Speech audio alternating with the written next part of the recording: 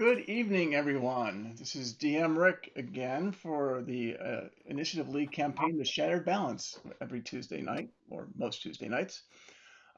We are a group of D&D players that have been playing a variant of a game called the Dungeons of Drakenheim. Let me introduce you a little bit the characters that will be joining us this evening. One of our five isn't able to make it. She plays Lilith, and she goes by Sarah. We'll see her next week, hopefully. So let me go through and introduce you to our players. Let's start on the left on your screen with Justin. Tell us a little bit about your character. Hey everyone, I'm Justin. I'm playing Crimson. He's a Tabaxi rogue who is starting to use his powers of stealth to creep out other people and just pop up behind them. Thank you for sharing that. Let's move on to Luna. Tell us a little bit about your character. Hi, I'm Kigra Chandra, and I am an orc fighter paladin. And I really, really like to smush things. Um, cut them in half. I'm very good at it. Thank you very much for that. Let's move on to Phil. Tell us about your character, Phil.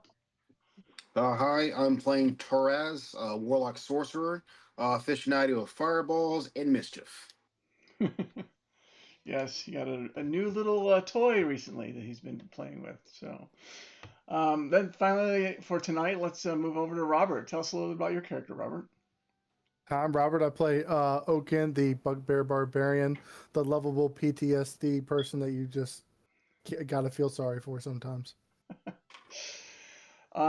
Okay, so who would like to go over a little bit of what went on 2 weeks ago, and where you guys are at and why you're here?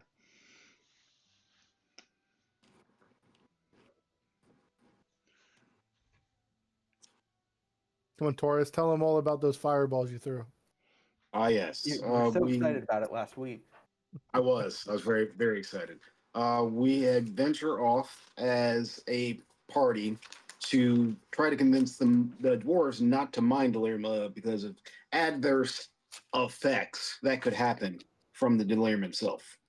We made our first stop at a post going into the city. We made a stop. We fought off a few ne'er do wells, and I may have or may not have blown up a few things in front of Kegro on accident or on purpose.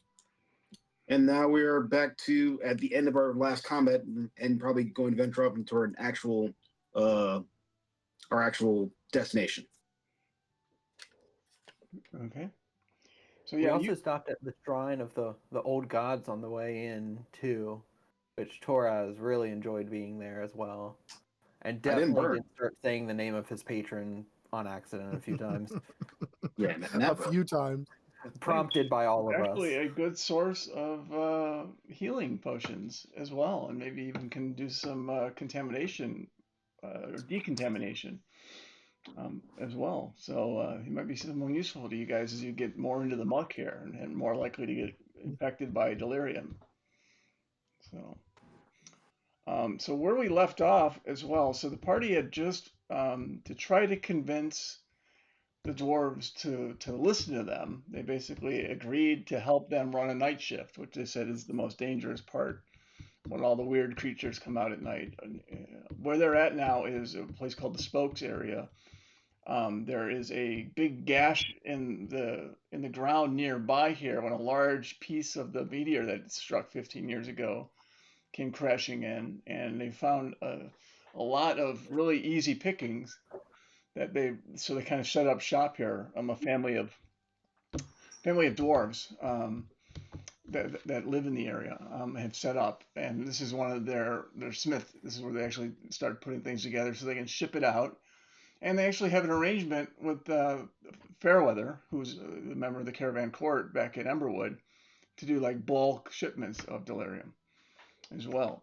Um, the party was invited here. Members of the Silver Order had gotten wind that they'd found this new vein and it was really trying to shut these guys down. Not only on the old delirium that they were mining, but to remove this new vein of delirium from really infecting the city and people growing dependent on the power of delirium. And so the party went out there. and they survived a few waves of some large zombie-like creatures that tended to blow up when they died. There was some risks of contamination, but thankfully everyone rolled well, and so they didn't get contaminated by these creatures. And in the morning, they switched. The shifts switched. So another two of the siblings went left. They have a tent area somewhere off over the horizon from where you guys are at, where they settle in while the day shift kicks in. And then so they come in there and they're looking at you guys and they say, "Well, good morning, strangers." Um, and then I guess you talked earlier to um, I guess right now you're talking to the two that are here. There's a gentleman named Reginald and his sister Eloise, both of the Ironhelm family, and they took over from the party that was here earlier or in the evening. Um, you can see most of the people have, and for purposes of the viewing, I decluttered it so I don't have all the characters that are in this little place visible right now, just the key ones. So right by Oaken's character is where Eloise can be found, and I believe Reginald is, where did he go? Next Crimson. Yeah, he's just below Crimson there in the Smithy's office.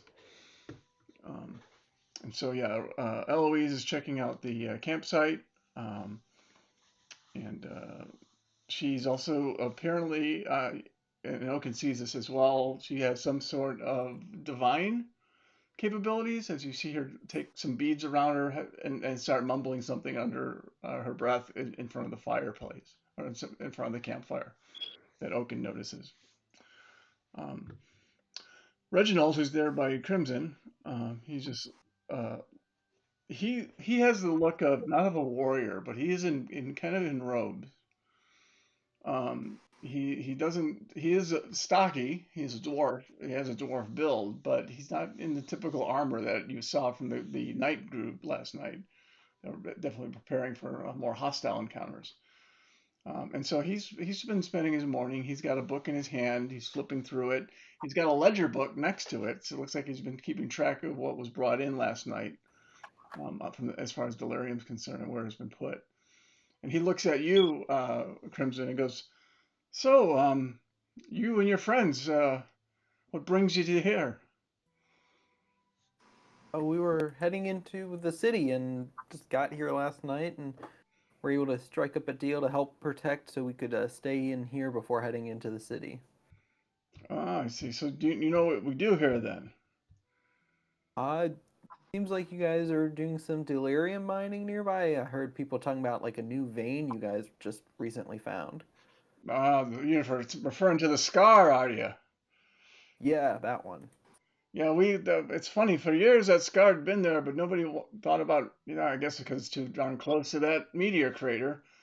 But people walked over there and found that not only did you have a little bit of shelter from that meteor crater, but you found little shards, little they could just pick up, make our mining much easier there. And So you so guys are just kind of going around collecting what's there. yeah, Are we're you quick digging stuff. more out? It's great. We don't need our pickaxes. We just walk around with a bucket, with a pan or a bucket, and just start reaching down with our hands. Although we are careful, and he sees, he pulls the big thick leather gloves on. For most people, delirium, if handled well, is safe, but not everyone handles it well. So, um, and it's kind of odd for you to come here. Did someone tell you about us? 'Cause we don't really advertise where we're located. No, we were making our way towards the one gate. I think we were gonna try to get into the city through Champions Gate, and we just kind of happened upon this as we were coming through, as the night was starting to come in. We saw some lights before it was out, and came over to see what was going on because not used to seeing outposts this way. Oh, Champions Gate, you say? Hmm. Indeed. So, oh, wait, I've had a glitch. 1 second here. My shard glitched on me. 1 second. Apologies. Gotta reload it. Uh, um, yeah, let's see. I'll bring it back up so I can refresh my memory of what's at Champions Gate and why you're gonna die. I mean, why you want to go there. There we go. Come on, come on, come on, come on. Apologies for those that are watching as we are dealing with. Trying to TPK us already. Jesus. You made this sound like the safest route into the city. All I right. know, right? It's not like he did that on purpose or anything. I do want to say something. Has anybody noticed that Lilith is hooked up to the cart right now? Putting in the work. Ironic. Crimson's Out gonna, of as soon all the as places this to be, conversation yes. is done, he's gonna jump in the back of that cart and be like, "Let's go." You should yell "Tally ho!" Pony. So let me get She's not here to stop us. let me get the gates up here while I'm remembering how to find. And there they are. Gates.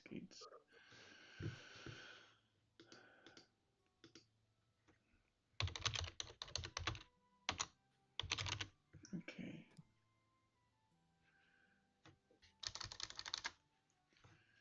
And there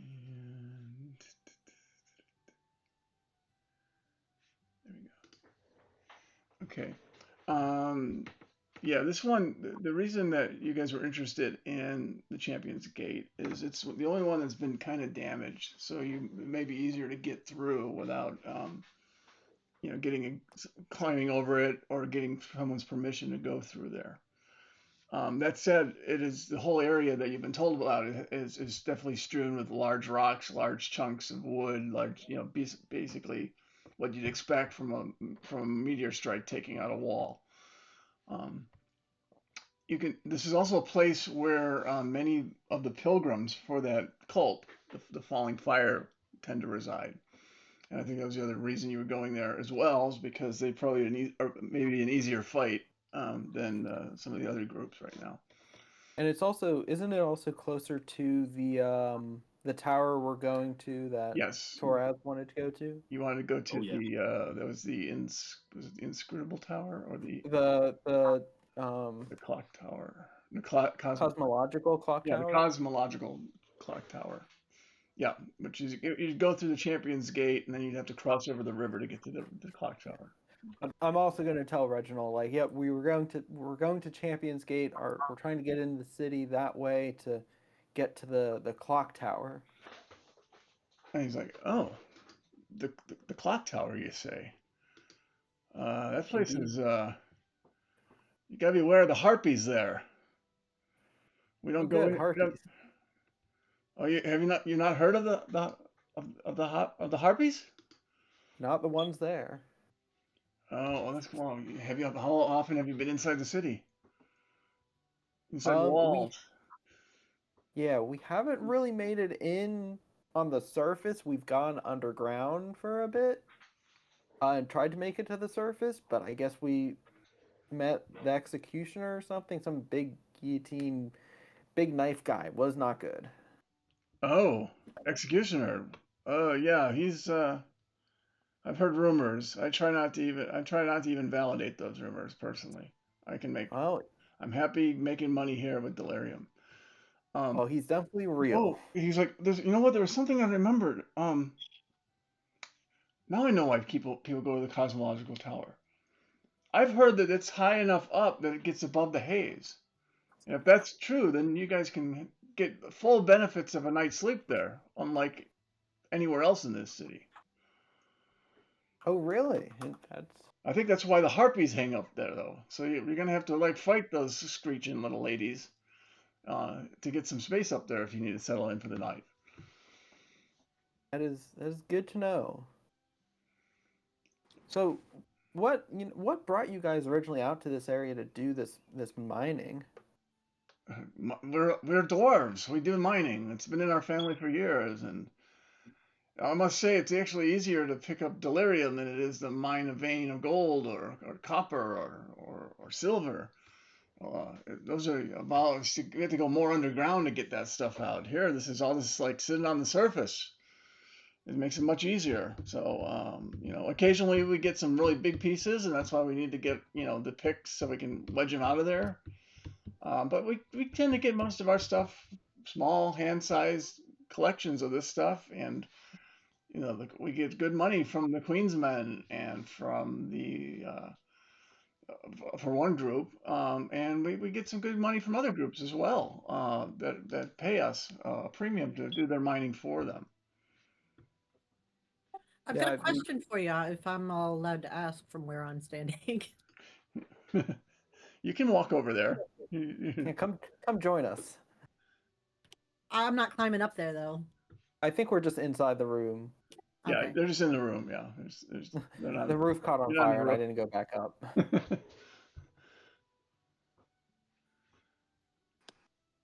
Oh, So- Kigra.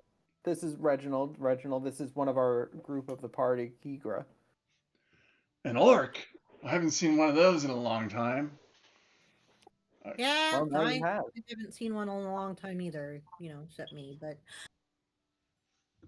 Are you? I got a question: do you just pick the delirium up off the ground and kind of sell it? Like, what do you do when the delirium runs out, or you run out of delirium? Because there's only so much, right? It all came down in that comet, right? As far as I know, that comet's still there. So we've got a almost limitless supply of delirium. Yeah, I know, but if you bring it out too fast, isn't the price going to go like? Yeah. Supply and demand. He looks at, he's like, yes, like the man said, supply and demand. And by the time it gets to that point, we'll have already been well rich, lifetimes over, with what we've been able to collect and sell to this date. Are you sure? Because we tried selling some a little while back, and it wasn't worth that much. And it seems like the price is just going down because you guys are really cranking it out here. Where you heard this? Who's selling it cheaper? Well, we haven't been able to sell ours as well, and so that's just an assumption I'm making based on, the market.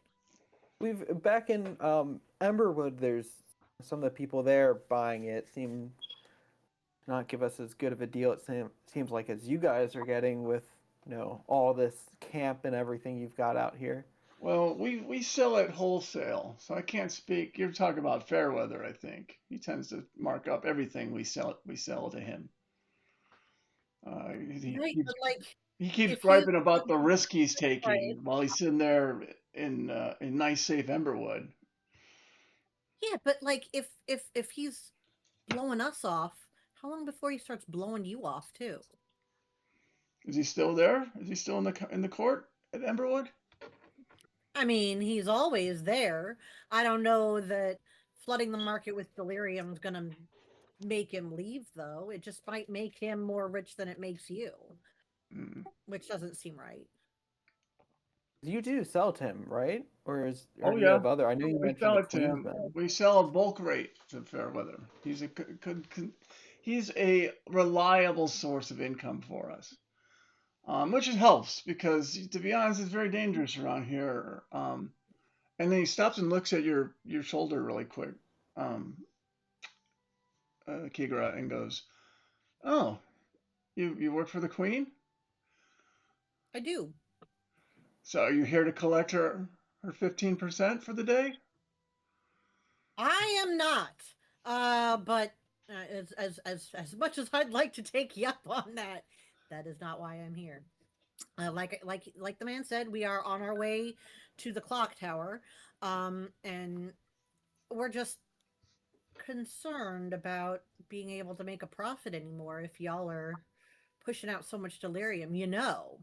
You could drive the price up if you held on to it a little bit. Yes. Controlled the output.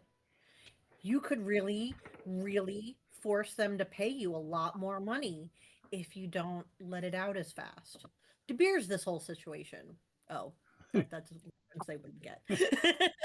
Also, What bears? Right, I know right. you said you were selling to the queen, No, but we're like not selling to the queen.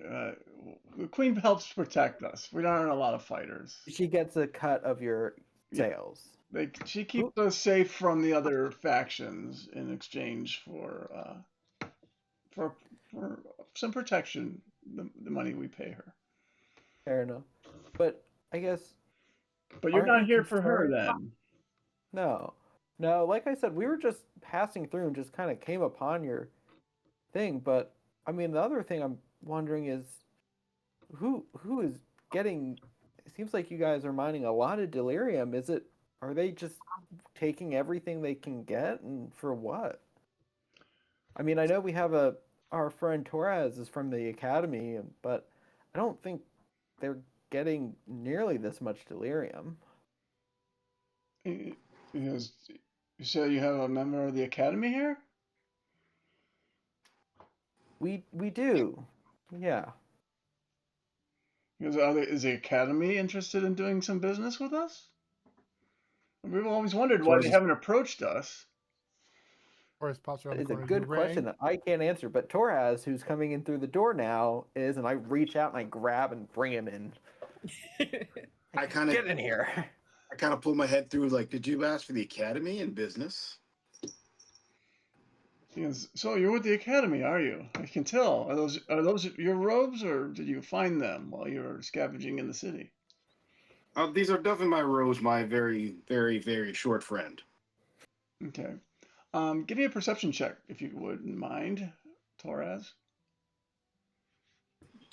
And wow. Natural 20. Well, it's not going to be bode well for later on. So you notice that he's got robes on too. Um, they aren't academy robes, but in the course of him moving around, you can see that he's got something covering up what may be academy robes underneath him. Like, I see a little bit of purple coming from your underneath your cloak. Maybe almost an amethyst type of color. And he looks at you. Um, he kind of his eyes kind of squint a bit, and he's like, "What brings you here, Caster?" His name is Torres. What do you mean, caster? Caster, summoner, wand connoisseur. I come where the business of the academy brings me. I'm trying to make sure we preserve certain things. He goes, "Well, it's interesting because I've had no luck getting through and negotiating with the academy, which surprises me. So to see you here, has the academy sent you?" They have. Well, they've given me a mission. They let me do what I need to do, but they've told me to reach out and find ways to make it easier for us to preserve magical items and instruments. And then I think delirium might be one of those things that you could probably use to benefit our mankind, and not only us but everyone else. He goes, "You know what? Most of the time that we sell delirium to people that use it to make things, not to research stuff. I'm right now, in my opinion, we've only scratched the surface of what this delirium can do. Um, and I've not been successful convincing the academy to invest their monies to build up their delirium deposits." Maybe it's how you've asked. Sounds right. He goes, "Well, I mean, I must say, um, and actually, you guys can all give me an insight check."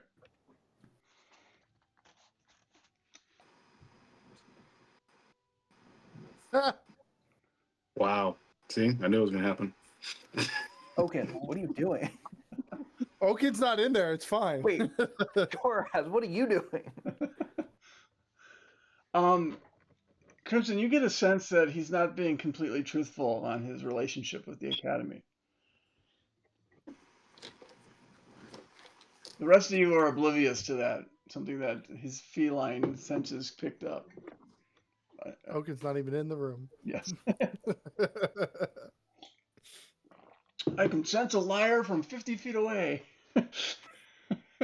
So, do you have these robes? Did you find them somewhere, or did you get it from the academy or something? He looks around. He asks you guys to come in the room.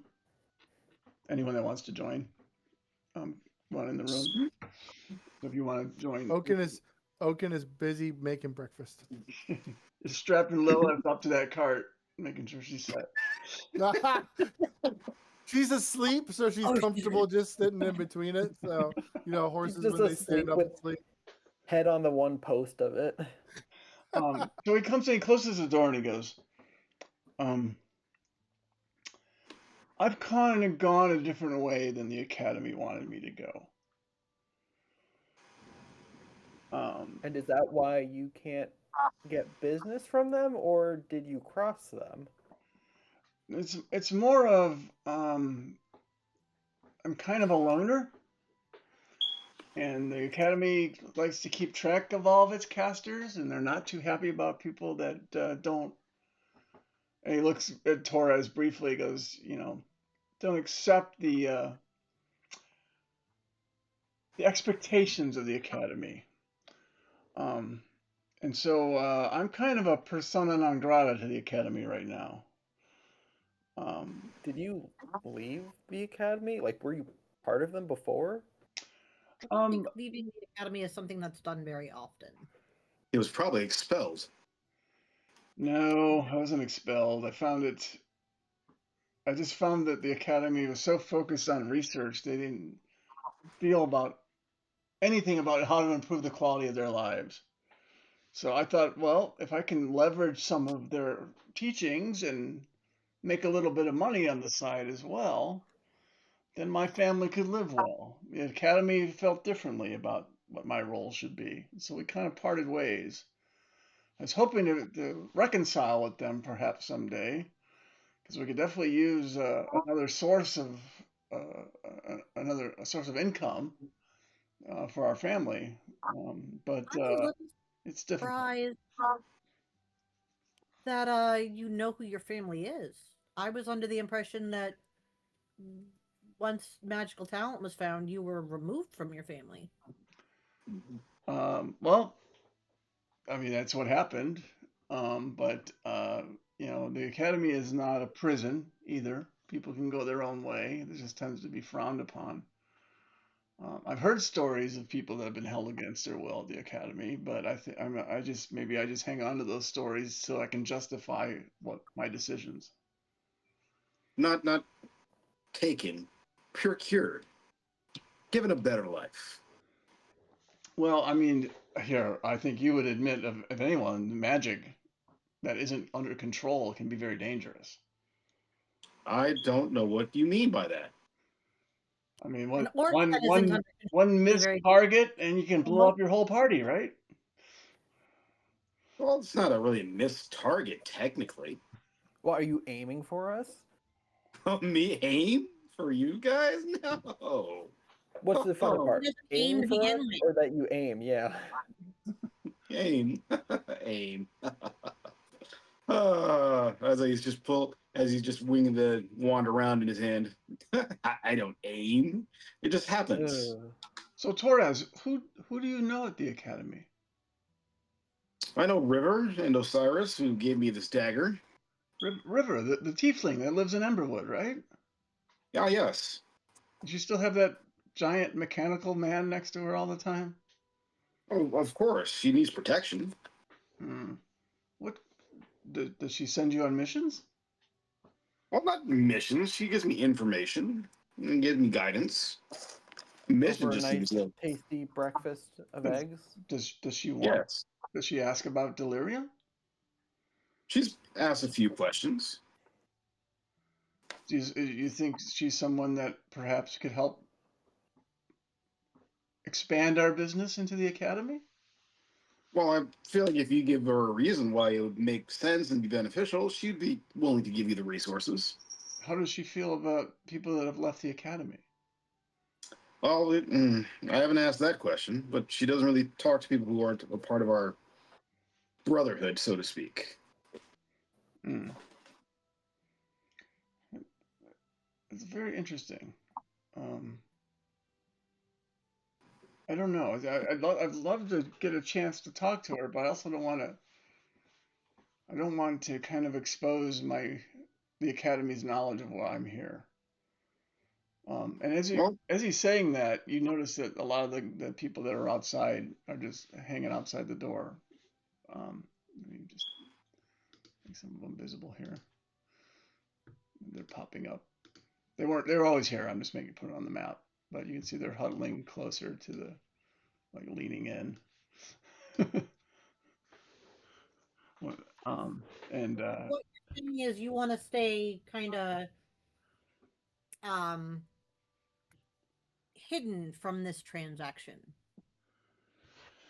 well, I don't mind dealing with somebody that's reasonable at the academy. I just don't know. I don't know who to trust there. And I'll be very frank with you, my tiefling or my hobgoblin friend. I don't know you from this rock on the ground. well, I feel the same way. I'm Toraz, Ember Shadow. And he goes, I'm Reginald Ironhelm. And I think perhaps you've seen my sister out there, Eloise. Yes, I've seen your She is, sibling. she also has magical skills, but more in the divine realm. That's why during Yes, I the saw. day our skills, you know, we leave our brute force siblings here at night, and we bring the shall we say the smarter members of the family to keep the business running during the daytime. I've seen her divine powers in action. And she kind of walks by. Goes, Reginald, where are you? Yelled, and he kind of goes, I'm in the office. Give me a second. I'll be right out. And says, you know what? As soon as she's done with prayers, and it's all about her. With a big sigh of exasperation. He goes, so Torres, if you can talk to this river and see if she's open to establishing a relationship on a steady stream of delirium going to the academy, I would entertain that conversation. I Will can the be a. other will that take away from the others you're selling delirium to? He's making tons of money off of us already, and he's talking about So you're Yeah, mainly Fairchild. let them, let the market sit. Well, I just we know if also you. heard the Hooded Lanterns were also interested in the delirium. Have you made more connections with them? Uh, we've had discussions. It's of I would be lying if I said I wasn't entertaining them, but I think we've got much firmer relationships with the with Fairweather and his crew, and of course we're kind of at the beck and call of what the Queen wants, but you know she's got the numbers that I don't have, so I have to stay safe. But yeah, I'd be. Do you know people at the Lanterns? We do. We've done some work with them before, leading their very good team of their best people to go into the city, and they were terrible, quite No, that's frankly. because they're, you know, that's what they need. They need someone that can give them the delirium-powered weapons, and they'll beef up their capability. They need more than capabilities.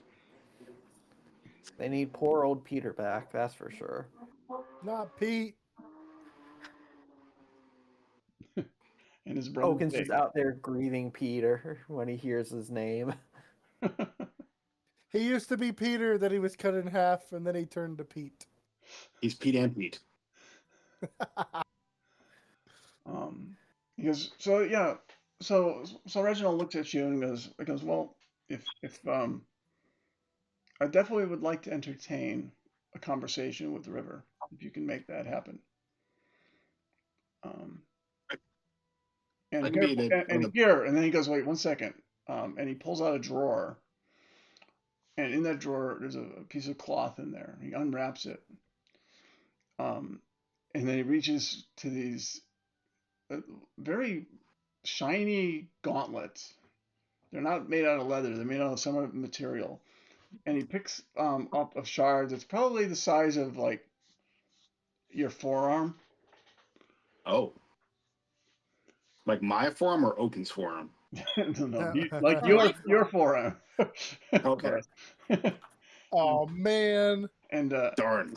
it says, this is here. I will. I'm going to be foolish here, and my sister would kill me if she knew. Bring this sample to the river. Tell her that we can find more like this if she's interested. What do I need to use to contain that said sample? So he wraps it up in cloth, and then he puts the cloth. He wraps it around into he has like a big scroll case. He kind of jams it in there. He goes, just wear this like a scroll case. People won't be any wiser.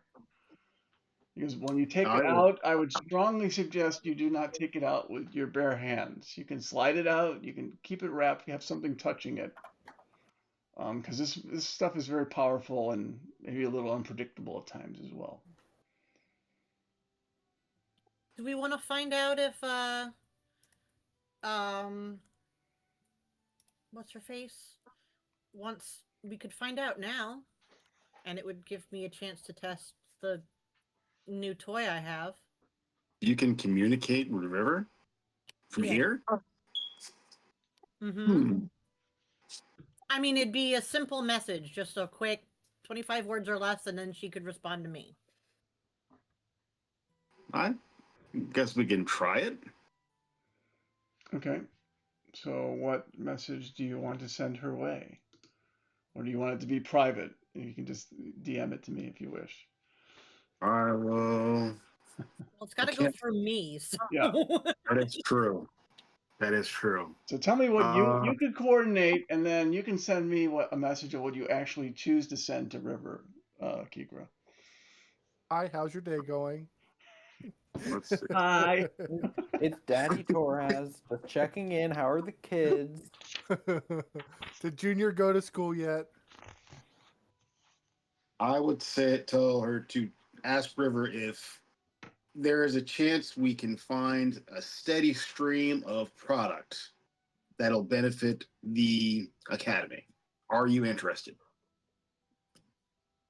Okay.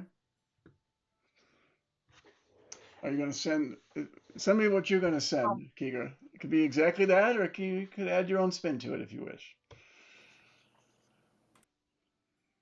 Don't forget to add love Torres. XOXO. If the rest of the characters Signed take it up with Torres's extra mother.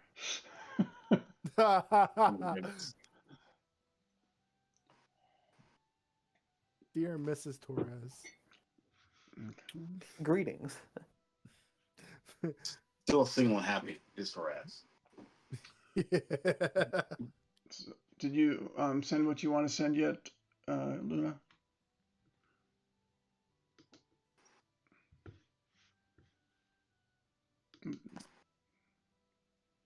She's writing her love letter. Okay. It's not the message at all. It's just a love letter from Torres.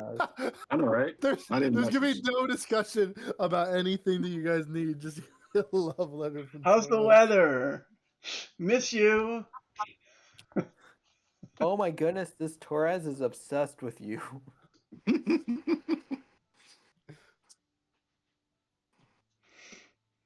There, I have sent it. Okay. He said I something just had to about make sure product. there's But the right don't number of worry about characters or words. Okay.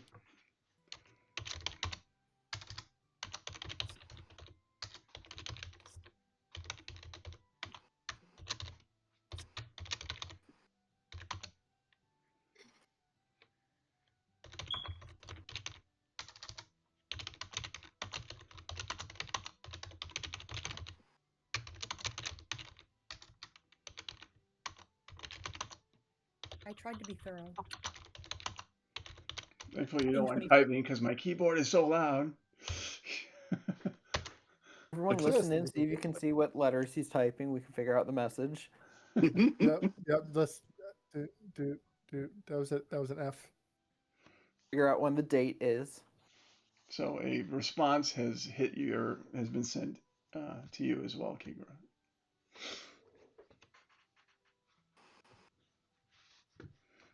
As Torres is kind of like looking, saying nice things about me, right? Looking intently, waiting for the response.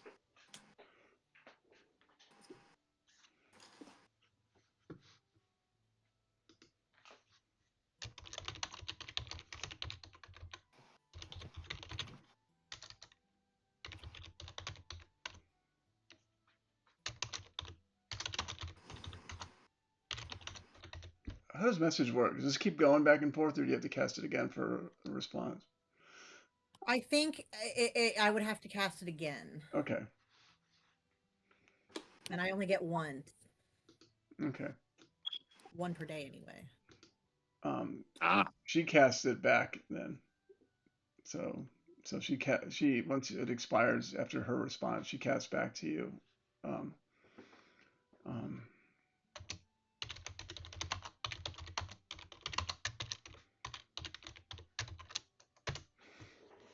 and she just sends another response back to you.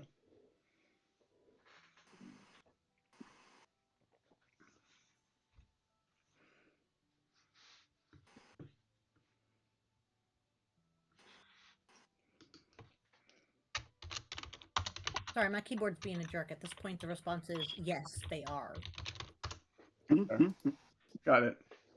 And then she sends one last message to you, and then it seems to kind of hear it get the hang up. Click. The busy signal kicks in. Okay. You can share what you wish to share with the party. Okay. Yeah, she definitely is interested. She is definitely interested in meeting somebody that negotiating the next time we're in Emberwood, or the next time they're in Emberwood. I think we should all go together. Also, something tells me that maybe you should send one of your siblings, dude, and not you, since your siblings don't really have any attachment to the academy. Just as a thing. But maybe not any magical siblings, because I feel like that could also not be good. Divine casters are divine casters. I mean, it's not the same thing, right? Right? No, it's definitely not the same thing. You look in disgust. He goes, my sister is very spiritual, but she doesn't have the business sense that I'd like to have this conversation. My brother, well, it could be you. you met my brother, the assassin. I'm not sure he's the one that is going to get very far talking to her. So it's either going to be me or my other brother. And I'd rather it be me. It can. I'm just saying, you've got the past that might be frowned upon. That's all. Or present. I don't really understand how it works. Did you tell them? Are they interested in working with us? Dwarves. I said dwarves. Oh, okay. So you didn't say a member of the academy or a former member of the academy. Okay. Nope. Well, what do you think? And he looks at Torres and goes, "Is she going to be concerned about my status at the academy?" I feel like if you don't bring it up, she may not care. So you think she's just driven by collecting the delirium more so than meeting the beck and call of the academy? Well, I feel like River runs. We all of us in the academy run our own way, but we think of the academy as a bigger picture kind of thing. But your past may, if it doesn't get brought up, may not even matter. There's also the fact that this is a crap load of delirium, and this particular specimen might be enough to make her forget to even ask. Exactly. And you do have the protection of the Queen's Men, so it's not like they're gonna probably want to deal with all of them if they try to cut you guys out of this deal. Hmm. Okay. No, Well, they're very, very, very interested in the delirium from the dwarves. so here I'm interested in doing it. I need to talk to my siblings. So Understood. Completely understand. and I won't be able to see them all until this time tomorrow. I'll only be able to talk with the ones at the night shift and then talk to my sister. But I'm not going to ask if you guys want to stick around. You're welcome to. If you want, if there's anything any place you were planning on going, I can help guide you there. I'm not going to go with you. I got to keep things going here, but I can definitely share my experience and where it's safer. I mean, do we want to head into the city then? Well, why did you Or come do we here? want to go here and go Did you back come here with just for us? No, we could came stay here to here, go into the city, bring and we them back, saw and then you. back again. Okay. So if you guys want to go into this, you want to go to the inner city, the Champions Gate? Is that what you'd mentioned before? Actually, maybe you didn't mention it. Yeah. As players, you did, not as characters. No, I think I told him we were going through Champions Gate to Yeah. get to the clock tower. Yeah, he To the said clock that tower. he goes, and he said that. Oh yes, that's right, the clock tower, the The Harpies. Harpies. Yes, yes, yes, of course. I think it'd probably be good for you to scout that out if you can, because if you guys can get to the top of that tower and get rid of that Harpy threat, then you have a pretty good safe place where you can actually, in game terms, get a long rest without having to leave the city. So maybe we scout that out and either get back here tonight or meet you in the morning. Sure, we'll do that then. Yeah, I'm done. You guys, yeah, probably better if you come in the daylight. You don't want to be coming back here in the middle of the night because you may not make it. So Or You know, if we can get here before, or if we get here before the night falls, maybe try to do that. well, if you're quick, but I would be careful. Well, You're gonna walk. The Champions Gate is really very difficult terrain. It definitely will slow your ability to pass through it. And because it's also very difficult, there might be creatures hiding in spaces that are unfortunately a lot closer than you realize until you see them. well, good thing all of us are very sneaky, right, everyone? And I look at them. clang clang. I can move and hide even with the big people around me. Hey, Oaken's stealthy. You use us to hide. So he's How I hide is none of anybody's business. so he's like, keep that with you. He points to he doesn't say what it is, but he's pointing to the scroll case that the delirium's in. Yep. And if something prevents us to meet, please share that with the river, and we can figure out where to meet somewhere else. That sounds Jesus, good. we can find a place. I'll make sure next time we're in the city we can find a secluded area where we can all have a conversation. Okay. Well, is there anything you need from us? Do you need rations or anything? Or are you guys all set for your inner city trip today? I think we're set. I mean, I'm We set. noticed I don't know some about you rations. guys. Because the only thing I'd say, again, I warn you that the cultists hang out around that gate all the time because it's the closest gate to the meteor. I wouldn't be surprised if you find a few of them sleeping in the remains of what was that gate. So just be. Oh, I can usually outrun the cultists. So, cultists are. I must say, at first glance, they don't look like much of a threat, but some of the ones that have really gone completely cuckoo can be very dangerous. Isn't that most of them? That's the divine power in a completely crooked. Yes, I understand. So just I wouldn't take anything you hear from them at face value. They all want to be merged with this stuff. They're all a bunch of nuts.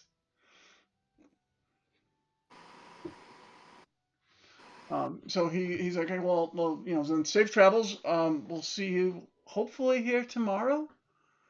And if not, just find some way to get a message to me, and we'll figure out a new place where we can meet up with your friend River. We shall. Sounds good. Okay. So,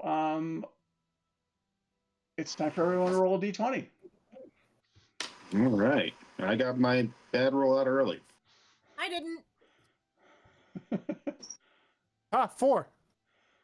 Got 2 ones, but they were together, so I think I'm fine. Okay. Right. Okay. You guys have an uneventful trip to get to the. And Lilith is staying in this camp, right? Yeah, I'm gonna have Guard- Yeah, to she put her. Lilith threw a Guardian- shoe. She says she's gonna hang out here. That's gonna honestly help us with stealth, I bet. Mhm. Let me get to. Okay. Let me bring up a new map. Let me finish this one.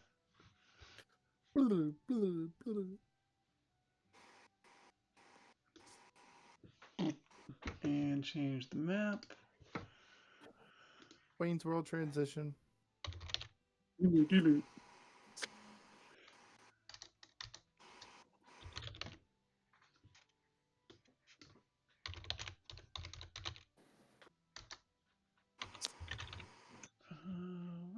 go? 1 second here. Let me find it in here.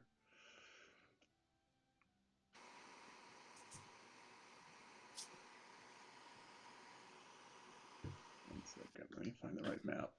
I think I have this map. 1 second. I swear, if this is the encounter map, I'm gonna hang up and leave. Bad memories. Okay. And we want the number. This is 3. As long as there are no pianos. I'm okay with pianos. That's Every okay. time. Every time. Okay.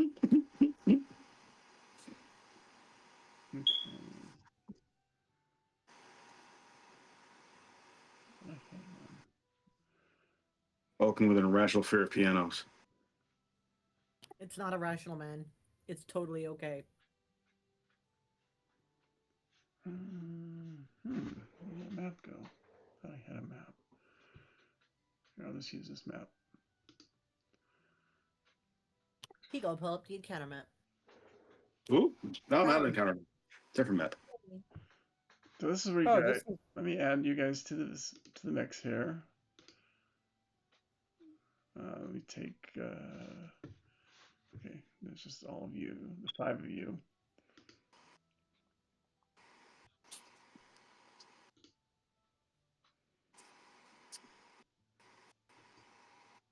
Okay. So you guys approach this gate from what would be, coming from the kind of south. the south into this gate. There's a lot of the daylight's coming through a little bit. You can see signs of brighter light, but you still see a very heavy mist in the area. A lot of debris around the entryway there, and it looks like there's been some fortification set up where the broken gate has been fallen over to get to the inner city. Fortification to stop people getting in or stop things from coming out. Well, there is you see a person sitting right here. Let me get this person. Let me add him.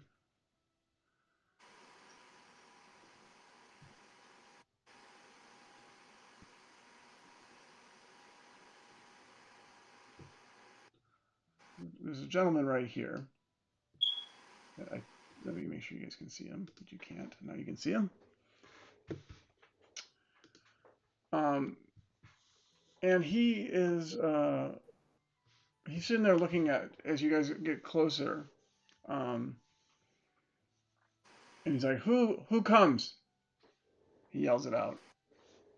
"Who is that?"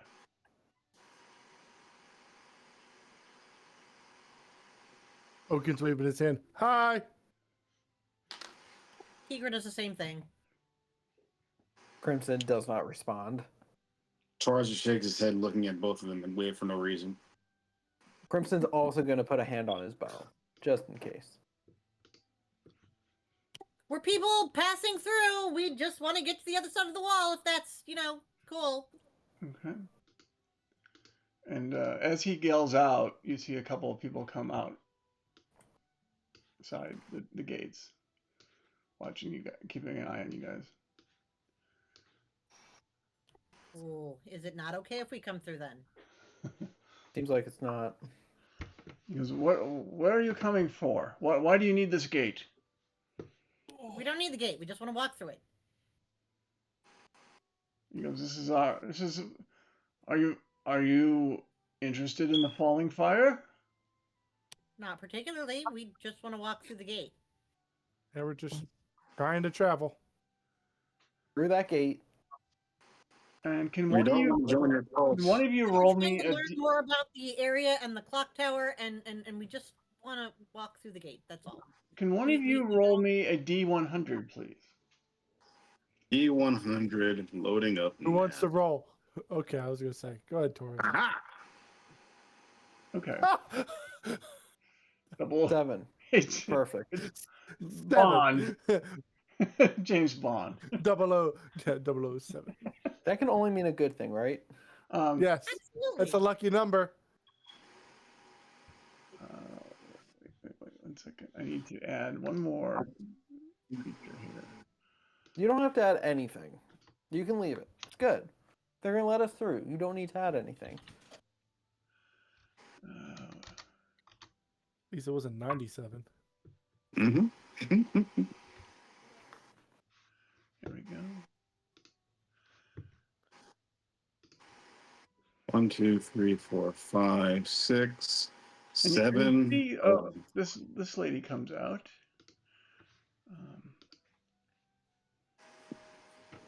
He's on fire. Oh crap! It's what's her face. And you immediately recognize this as Lucretia Mathias. She's basically the leader of the Fallen Fire. She's like, "Ah, children, you've come on your own." Nope. Not children. I mean, This guy's even a dad, are and I just point to passing through. Torres. Just passing through. I promise we don't care that you're here. We don't care if you're not here. We just wanted to walk past. Okay, looks at Torres because she's on fire, right? Yes, she is. It Yes, she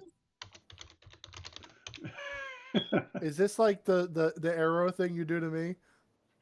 This is far worse. Yeah, or not. It could be nothing. We don't have to worry about it, right? Because we're just walking through, right? Kigra, Yeah. Kigra, tell her about the time you got set on fire. I set No. myself on fire. Don't. It's relatable.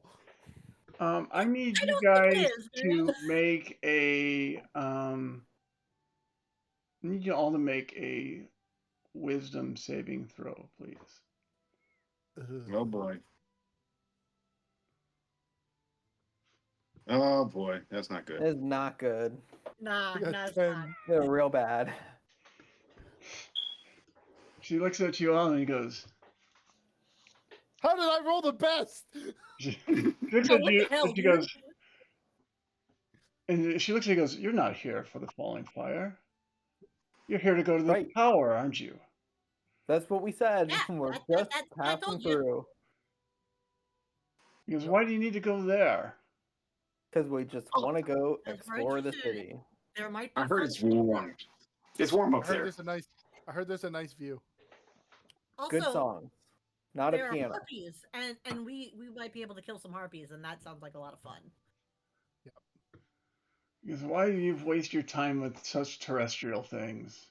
When our great fire has fallen. It has given us a message. We are here for it. And you want to waste your Yes. time on a city that has been targeted for destruction by our great and glorious fire." Cool. No, I We're get just that. trying to get on through. I just don't. I'm not a religious person. Either way, I don't. The fallen fire, the flames, the Silver Order. throw a little not me. I like to kill harpies. That's my thing. I am a very terrestrial person. Keeger, you're doing great. She's a very simple girl. And she laughs at you, and she winks at the gentleman that first met you. And he's like, and she looks at him and says, "They're lying." I'm not. About what? And he immediately says, "Lock them up." Oh no. And so they are going to get back to. Can we just run? Can we run? I ain't fighting this bitch. And let me go to. I think we need to run. or fight them. I ain't getting far, but I think maybe we get locked up for a little while. I don't know. No, that doesn't seem like a good idea. No. It's not a good idea, but I don't think running is a better one. I have a better idea as I twirl my wand. Hey, yeah, That's fire. not a good idea. That is freaking the leader. Yeah, problem solved. And let me. You got a few more people about to join you. Join us Okay, it to might be fight time them. I like that. Bye. That's good. Let me bring him up really quickly here. Where'd they go? Sorry, I had it and I clicked the wrong button. Let me bring it back up again. And of course, my shard crashed again.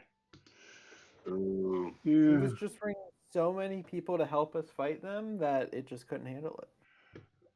That sounds exactly like what's going to happen. 100% what was about to happen. Oh yeah. No, there's a glitch. I've actually reported it. There's if you bounce from one particular file to another, it glitches. So if there's some corruption in there, I'm just not gonna do it next time. That's not fun. It's okay. They're pretty quick at fixing it. I like Shard for that, and I know the developers, the lead developer for it. So I usually get my bugs fixed within a day. Okay, let me bring this up. Can Kira do something stupid real quick? Of course you can do something stupid. All right, I'm gonna. Isn't that your core competency? Mm-hmm. I'm gonna Kira, run what if you- forward to about. Let's say, what if you set yourself on fire again and say hi? And then in Lucretia's head, I'm gonna say, please don't lock us up. We really don't mean to bother you. We just want to get through, I swear. And so they are coming at you. Fantastic. Whereas I think it's fireball and run time. And she, by the way, moves out into the around the corner That was and me disappears. along, by the way, with Lucretia. So you don't see If where she's Lucretia willing- disappeared around the corner. You don't know where she's at right now. Fudge nuggets. So initiative, please. Could I cast spell before roll initiative? Or would I He have to did wait? have his wand out. Can we surprise them by attacking and running? Right, you gotta roll good here. Come on. Okay. Okay, so this is what happens first. This person comes running up and says, "You stop!" to Kigra and attempts to grapple you. So let me do a hit on an attack for them really quick.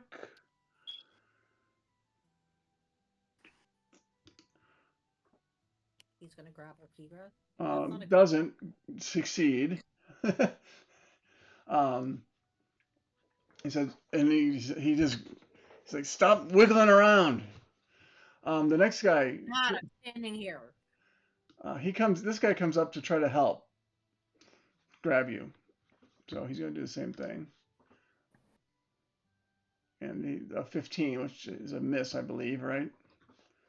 If it's against my AC, then yes. Yeah, it's against your AC. Mhm. It's if he hit, then it'd be a grapple attempt. So, let me go. Where are we at here? Okay. This gentleman again. They all go to try to grab you, Kigra, because you're at the front. Oh man. And it's a 16. I think you're still avoiding being grappled. You don't realize how big an orc is. An orc in. This one kind of goes around and stops and stares at Orkin and says, I'll wait. He's not going to make an attempt to, because you're a giant compared to him. You're probably the smart one right there, bud. This one comes around over to someone that looks squishier. So I'll grab this guy instead. And he tries to grab Toraz. Not on my watch. 23. Oh fuck. Let's go. Darn. Yeah, that Darn. works. Wow, That works. What's that? And so I need a that hits. Give me a strength check.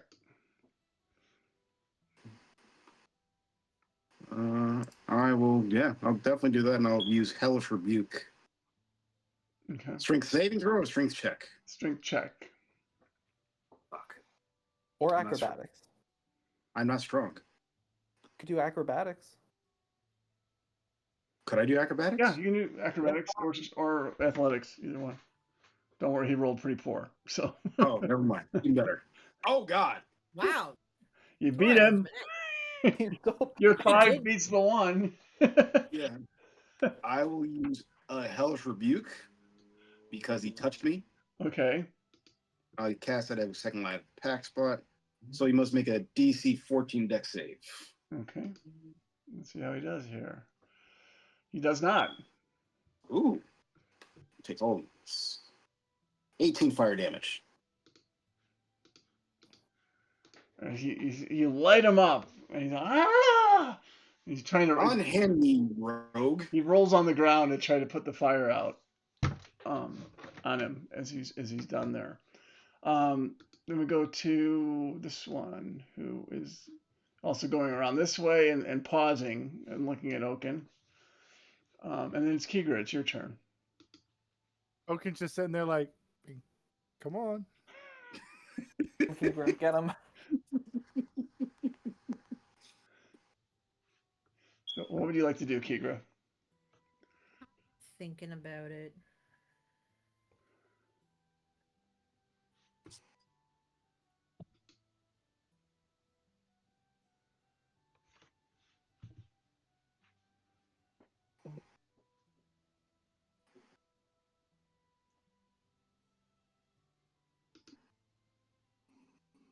Swing away, Kigra. Swing away. I think I'm gonna Alright, have what? to. I don't want to kill the poor bastards, but They probably deserve it. They probably did bad things. well, And they're surrounding you. yeah, that's the problem. Is if I don't kill them, they intend to injure me, and I don't like that. So yeah, I guess hit the guy in front of me. I guess I don't get advantage though because there are 3 of them. No, they're flanking each other for you. Yeah.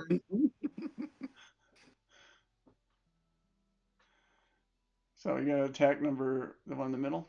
That's a hit. That didn't matter. I think I'm gonna kill it, but Ow, that hurts. With Twilight.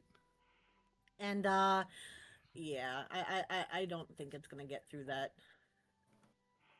That critical strength. Okay, just roll for the critical damage.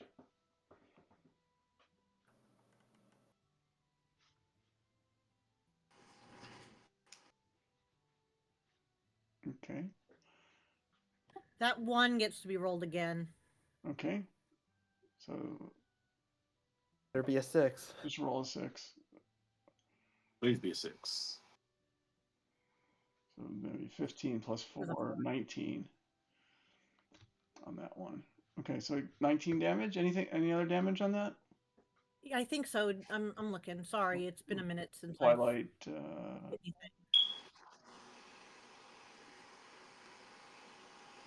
There's an extra +1 to damage rolls as well. So it would be 20 damage then, according to this. Oof. Okay. So you cut And I'm deeply. gonna action surge. Okay. Go ahead. And I'm gonna hit him again. Go for it. Unless he's dead. He is bloodied a bit, but he's not dead. Okay, well I'm gonna hit him again. Okay.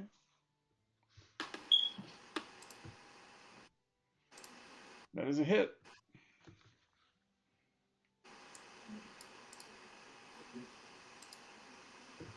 I get to reroll that too. Okay.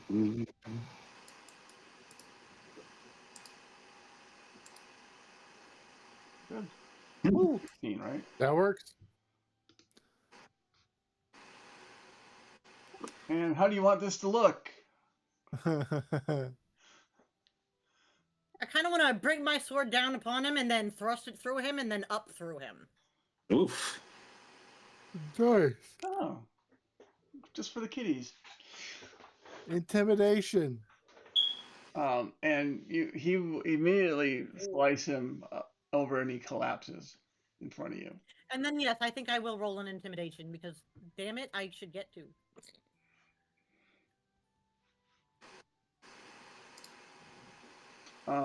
You're gonna use. Well, you already used your action though. I haven't used my bonus action. Okay, I'll let you use a bonus action. 14. Okay, let me see how they. That's usually intimidation is charisma, right? Watching. Yes. Indeed. The one on the right gets a 13. So you scare him a bit, number 2. And see how the other guy does, because they're both within range. Yeah, they both are frightened when they see you come down and split. They almost split their ally in two as he drops. So they are afraid of you. So on their next turn, they're going to move away from you. And anything else you want to do in your turn, Keeper? I think I'm good. Okay. You can have your familiar do anything? I'm gonna send him up into the air to Okay. keep an eye out for if anybody else shows up or if, yeah, anything else shows up. Okay. Torres, what do you want to do? The guy next to me, is he on the ground or is he still standing? He's on the ground. He is, I wouldn't say, well, he's on the ground, but he's not completely prone. But I've treated him as prone, so he's not focused on you. He's focused on putting the fire out on his robes. Okay. I'll have Archimedes fly on top of him, and I'll use my bonus action for him to attack Okay. that fellow with a sting. Okay. So that's a 20 to hit. That's a hit. And then takes piercing damage, and he has to do a con save. Okay, for poison, right? DC 11. Poison and then unconscious. If he does bad pass it. Okay. It's a 9, so I don't think he passes. He failed. Okay. DC 11. Okay, so he fails. So what happens to him now? Target falls unconscious for the duration or until it takes damage, or another creature uses his action to shake it awake. He becomes unconscious. Poisoned for 1 hour. So he's got. If he fails to save poison 5, condition. he can do poisoned. Yes, he can do it 5. If he fails 5 more, then he becomes unconscious. Okay, let me. How do I add a condition to you? Do it up here. Okay. condition poisoned. Okay, so he's poisoned. And how much damage did he take? He took 6 piercing. Okay. Okay. So he is unconscious, and now he's got a big welt on him where that stinger hit. Then I look at Kigra. I pull out my wand. As I twirl it, I'm going to cast a fireball. And I'm going. Well, I'm. Send it on Are you Cal. fireproof? Are you fireproof or fire adjacent? Fire No. Do it No? between 6 and 14. I'm gonna use Still 4. pretty close. I'm gonna use 4 charges, so that becomes a level 11d6. Well, how many charges did you have left, by the way? It was a new day. It was a new day, so I recharged 4 Yeah, charges. So, okay, that's what I was going to say. Recharge it because you have a new day. So, I'm gonna put it right here. Yeah, right there. Have Are fun, you- Tigra. are you sure? I'm good. Pretty sure. Yeah. Okay, you're in. Just so you know, Kigra's in that fireball. Yeah, he knows. Okay, I think you did that on purpose. Right there. Right there. Right there. Right there. she's right on the edge of the fireball now. Okay. So you feel the flames. She feels the a few of the hairs on her arm start searing off, A singe. singeing. Singed eyebrows. Okay, they need the dex save, right, for all these. Oh yeah. Also, Cal, or I was going to say Keeger's familiars in it too. He's too high. He's high up. I'll give him that. Unless is he within? Because this is what, 20 feet. He's more than 20 feet in the air, right? Well, he better be. So he probably saw the wand come out and said, "Ah, shit, I'm out of here." Ah, sure. Zoom. That guy hasn't figured out how to use that thing right yet. So this one rolls a 14, which is a miss, right? Yep. So how much damage is roll the damage on the fireball? So many dice. Yahtzee. Nope. Only 38? Come on, you could do better. No, it's crazy, right? I thought it was gonna be more. So he takes 38.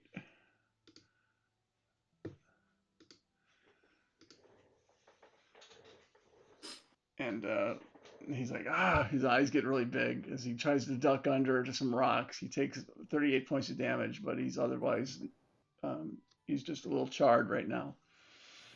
Number 13. Let me roll for him on Dex. That's a miss. Oh, yeah. He immediately just incinerates. You see his skin kind of fall off and flake off and just turn to ash. Number 6 is an 8. Oh god. Same thing happens to this poor man. He immediately just goes post-nuclear blast.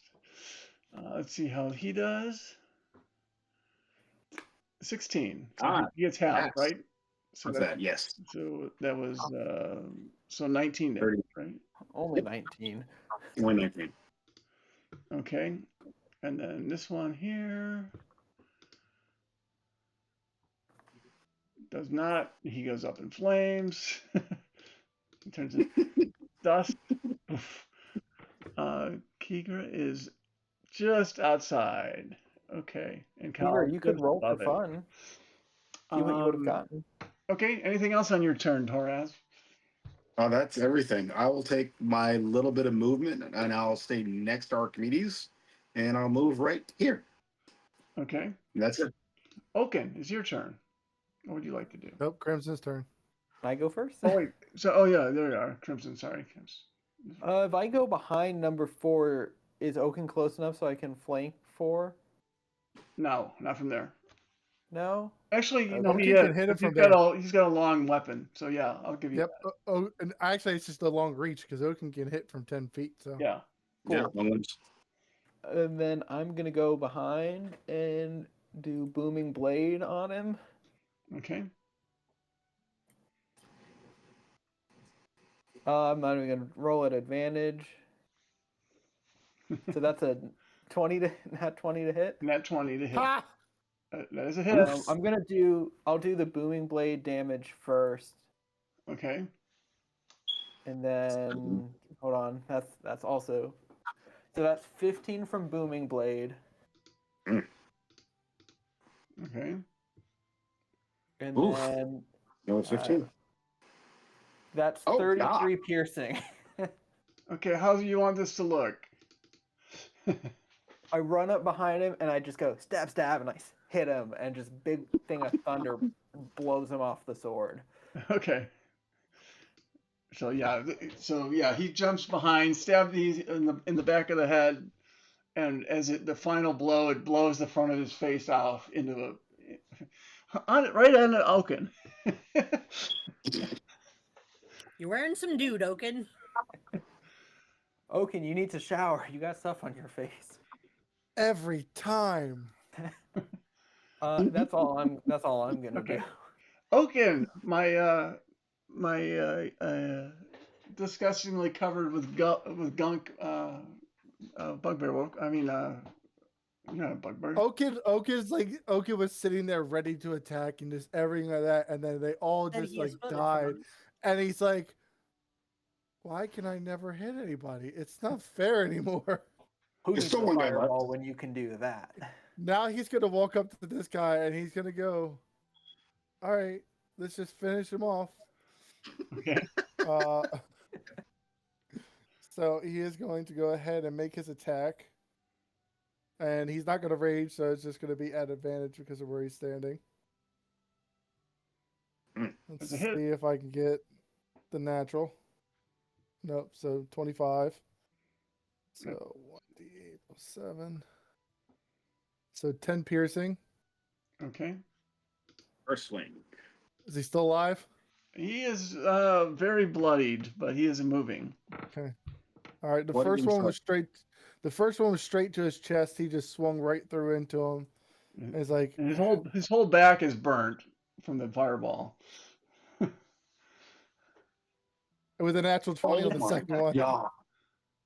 We are just So just mercilessly. don't even need to roll. How do you want this to end?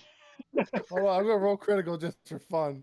So, he goes ahead, he swings into him, and he like gets his morning star stuck in him. He's like, "All right, I'm just tired of this." He actually picks him up on the morning star and smashes him down. So that way, he just literally like just smashed right to the ground.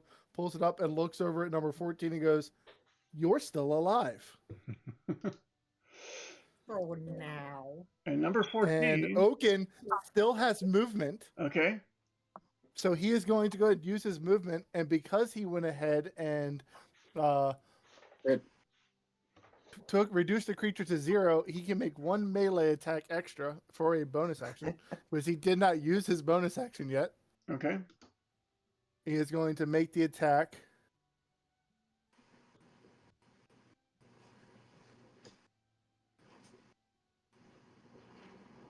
And that is going to be a 15. And that does not hit. Aren't you raging? No, I No, did he not rage. Gotcha. So he made that swing and he just missed him. He's like, it's off balance now. He's still trying to get the guts off from the other guy. Okay. And that will end my turn. Okay, what is number 14's turn? And let's see what's he gonna do here.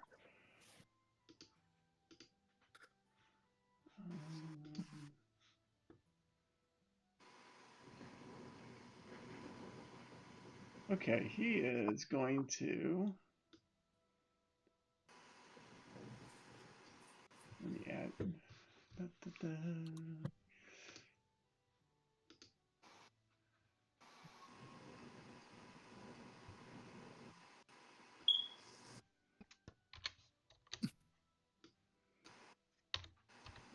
Mhm.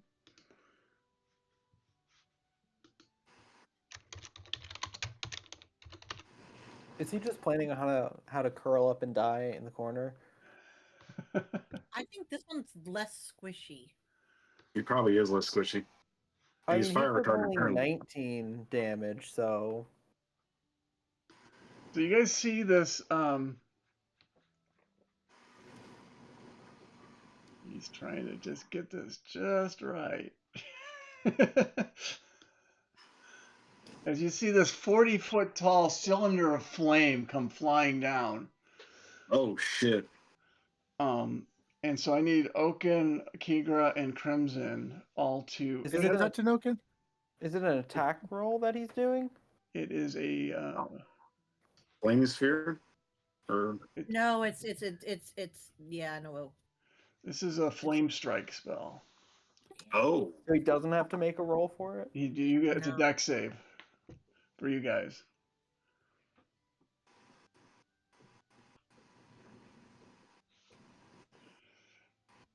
And you would need, let's see, what would the save be? 22.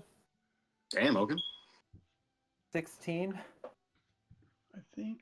My dex isn't great, guys. You guys all passed the saving throw. Really? But that means you just take half damage. And so, Only I was one level higher, I wouldn't take any damage. so you guys all take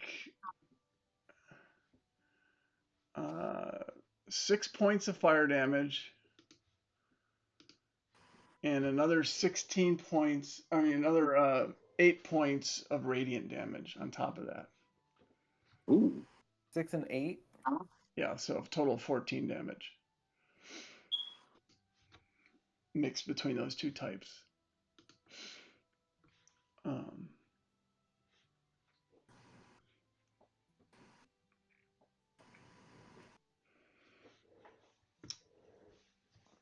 And then that would be and then he's going to attempt to move in, knowing that you have an opportunity to attack Oaken. You haven't used your reaction Okay. yet, right? Nope. So opportunity attack.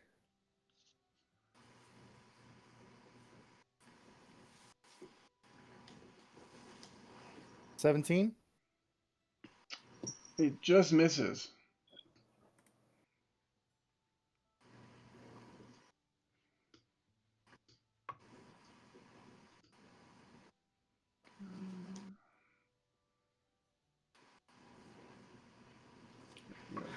Can one of you guys, can any of you move that circle I put on there? No. No. Let's see here, because I'm not Nope. able to move it either, and I don't know why. There's just a cylinder of flame there forever.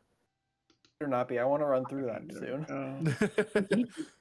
It's just the Gotta run scorched around. earth where it hit. Yeah, just a big charred circle there where it There it hit. goes. Actually, how high up was Cal, by the way? He might have got hit by it too, and if Cal got hit by it, Kigra's kind of pissed off because that probably killed him. Okay, Oh, so wow. he needs to do a save as well, a deck save. It doesn't matter. Half damage kills him. Oh, yeah. So he disappears. Sorry, Not Cal. Cal is gone Bye, Cal. until you He's resummon in. him again. Right. Okay. And then it goes. Let's see, where does it go next? Kigra. Oh wait, no, it's number 5. There's number 5 there. Well, he's unconscious. sleeping. He's No, he's just poisoned. poisoned and, Yes. and unconscious. Yeah, he's just taking a little sleep. So yeah, this Well, is technically he only failed it by 2, right? so technically. I mean, you still have 13 there at the gate. But that would bring it back to. Let me remove the. Kigra. Let me remove the dead ones to get rid of to get the real estate back. You guys kill them in bunches. With a flick of wrist. Ha. Okay, and then this one as well. So that would bring things back up to Kigra then. Kigra's going to use Adrenaline Rush and use the dash action She doesn't have to, but it gives her 3 temporary hit points, so she's doing it anyway. And then she's going to hit him with Twilight. Okay.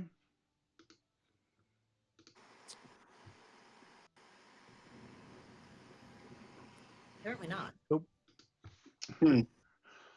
Yeah, you miss with Twilight.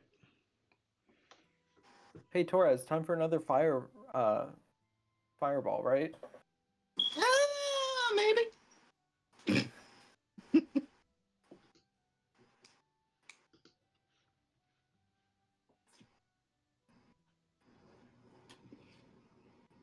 Hmm.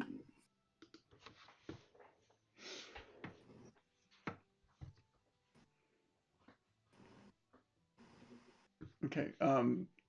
So it's Torres's turn now, right? Yes. Okay. Is it dark outside or is it daylight?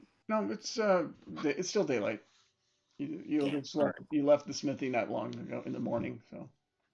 Gotcha. I will take my itty bitty movement and bring myself around here. Call me behind Kira. I will have Archimedes fly over Oaken and have him do the help action as my bonus action. And I will use Eldritch Blast on number 7. Okay. 2 beams. First beam. 22. That is a hit. 6 damage. And second last. 20. That's also a hit. For 4. Okay. And that ends my turn. Okay. Crimson. I am going to use feline agility. So I can move up by him over here.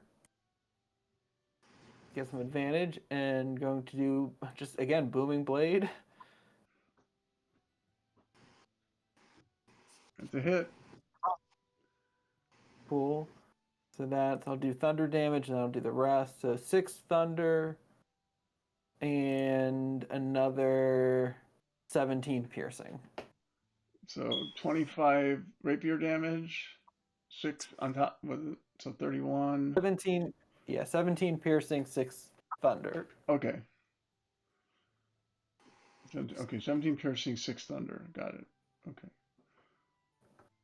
Okay, so how you want this to look? Just again, this time I'm making sure I'm not pushing it towards Kikra, but again, just another stab, like right through the shoulder, and just push him off. It splits all the guts, his skull explodes in this direction. And then, do I see anything or anyone out? Is there like anyone else we can see through this opening, through this gate? So let's see. You do not see anybody in that gate. Matter of fact, it is, you don't see anybody right now, including the Lucretia. I guess the other You do question is, hear a laugh though. are we still in combat or are we good? You are out of combat. You hear a laugh from above, like there's somebody on top of the gatehouse, and it Oh, sounds boy. like her laugh. If we Okay, go through that thing, somebody's going to drop molten lava on us or something. I'm gonna get right inside and just go flat against the wall and just like hide there and be looking around. So she's up on top. So, even though this is just the ground level, she's about 50 feet up in the air on top of this gatehouse. Cool. I'm still getting undercover. I don't want to deal with her. And she's like, is there anybody on the other side? Is there anything impeding me rushing through to the other side? nothing that you can see, but give me a Are there any perception check traps? just in case. A what? A perception check. Can I also do one? Yeah. And then after this, we'll take a quick break. Oh, shit. Okay. Please. So 27. Yeah, Crimson can, but I don't. everything seems eerily quiet Crimson, although you hear her laugh, but you can't really, even though you think she's above this tower here, you're not really sure. You know she's nearby, but she's not at ground level. But you don't I'm see gonna anybody else creep- here. I'm gonna creep through to the other side, flat against the wall, becoming part of the wall, hiding the best I can. Okay. And then What's this and then? No. And then- then I A don't panel like falls that. on top of your head. and then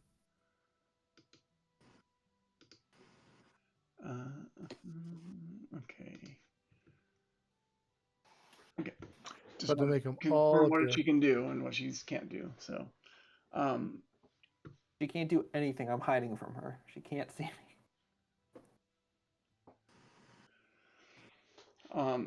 So you hear her mumbling something. You hear talking about the sacred flame. Come and aid me. And then you guys see a large. I gotta put it in here really quick.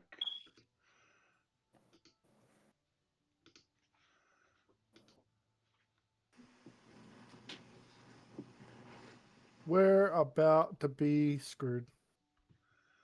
No, maybe. Maybe not screwed, but we're about to have an interesting fight. No, I don't like that. I don't really like that don't like either. that at all. Got a wall of force. Okay, so we gotta fight. Wall today. of fire. A giant wall of fire cuts Oh, you my off God. before you hop out. I'm so glad I didn't go all the way through. You see Crimson like start to walk and the fire goes up and goes. It's the cats running into the taped wall. I jump and I'm holding onto the ceiling. So the wall of fire is preventing you from leaving the gatehouse. Ruh-roh Raggy. Anyone have water? Is it like how tall is the fire? How long is it gonna last? Guys, let's just go kill the dumb bitch. Like at this point, We get, Yeah, how do we We get gotta up go- there? How do we get gotta go up? extinguish the fire lady. yeah, that'd be the best way to extinguish this fire is extinguish the lady. Keegra, Are how there did we openings put into you these out? I don't remember. towers Oh, from we had a here? whole bunch of holy water. Yes, there was lots of holy water. The one time we don't have our holy water person. She had a I throw can make shoe. holy water, but I'm out of spell slots for that particular spell. Ugh, holy water. Also, no water. And what you notice, Crimson, and you all notice this, is that flame goes as far into the sky as you can see. Oh, fantastic. So we can't jump. Can we go under it? Can we dig under it? You get to dig in. I'll go kill her. Yeah, I'm going with Keegra. So how do we get up there though? We have to go through the fire to get to the stairs, I'm guessing? No, there's a inside there's a stairs. room over here and there's stairs right here. Yeah, but can we get into these rooms from here? That was a good question. Can we get in the room? Guys, there's stairs in the middle. You have Right, to, but you can we have to get in on there the, or are these yeah, you got to take the blocked off? stairs on the Doors are side open. here. These stairs will allow you to get into the room where you could get to the center staircase that will take you to the room. Yeah, because the rooms are like above us. Yeah, she is on. She basically came in, went through these stairs, and then went up these. Well, at least that's how you think she did it. Got to the roof of this. Well, so there's a wall right here. There's a wall right here. Yeah. Can I try to knock the wall in? Okay. It's a wall of fire, right? So I could essentially run I'm through talking it. about this wall right here. I want to see if I can bust that wall in. You must have bust through the stone wall. Yeah. You know, busting Is through the Wall fire. of Fire a concentration spell? Well, you see what is a I'm gonna- wall of fire. I can't tell you whether Mm. the wall. It's not Do necessarily. you want me to make a do you want me to make a strength check or do you want me to go ahead and make an attack? Do an attack. Do not cave Keegra, this in you on us. Keegra, you want to help me out so I have advantage? Sure.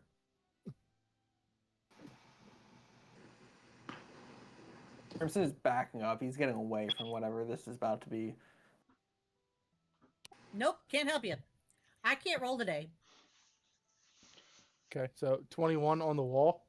You hit the wall. So just go ahead and roll for damage. It's 13 piercing. Okay, you chip away some of the stone, but it doesn't. There's no penetration of the wall that you can notice. Crimson is gonna go up to the wall of flame. And is going to. Oh, wait a minute, hold on. Misty I want to step use my over to here. I want to use my adamantium shovel. Oh, you can put it out. That's fine. If not, I'm gonna Misty step to the other side and go up and run after her. Actually, I should be able to like. That shovel can go through almost anything. Is the fire coming from above or coming up from the ground? Coming from above, down. Cool. A flame from the gods. She has unleashed. So, Rick, that shovel, the adamantine shovel, from what I was reading, that shovel can almost go through anything that's like not living, right? It is fairly strong. Yeah, it is basically a critical hit. I would like to pull out the shovel and hit the wall with it.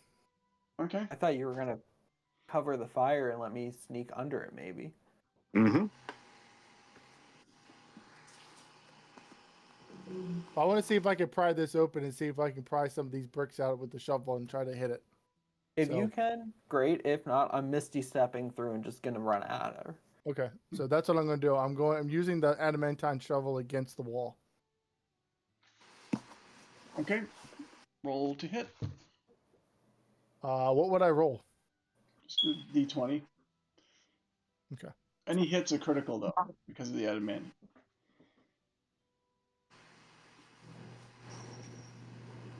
That is a hit. I don't know what kind of damage it would do to the wall, but It would do the equivalent of, I would say, just wing it. I would say probably 2d6 doubled, the 46.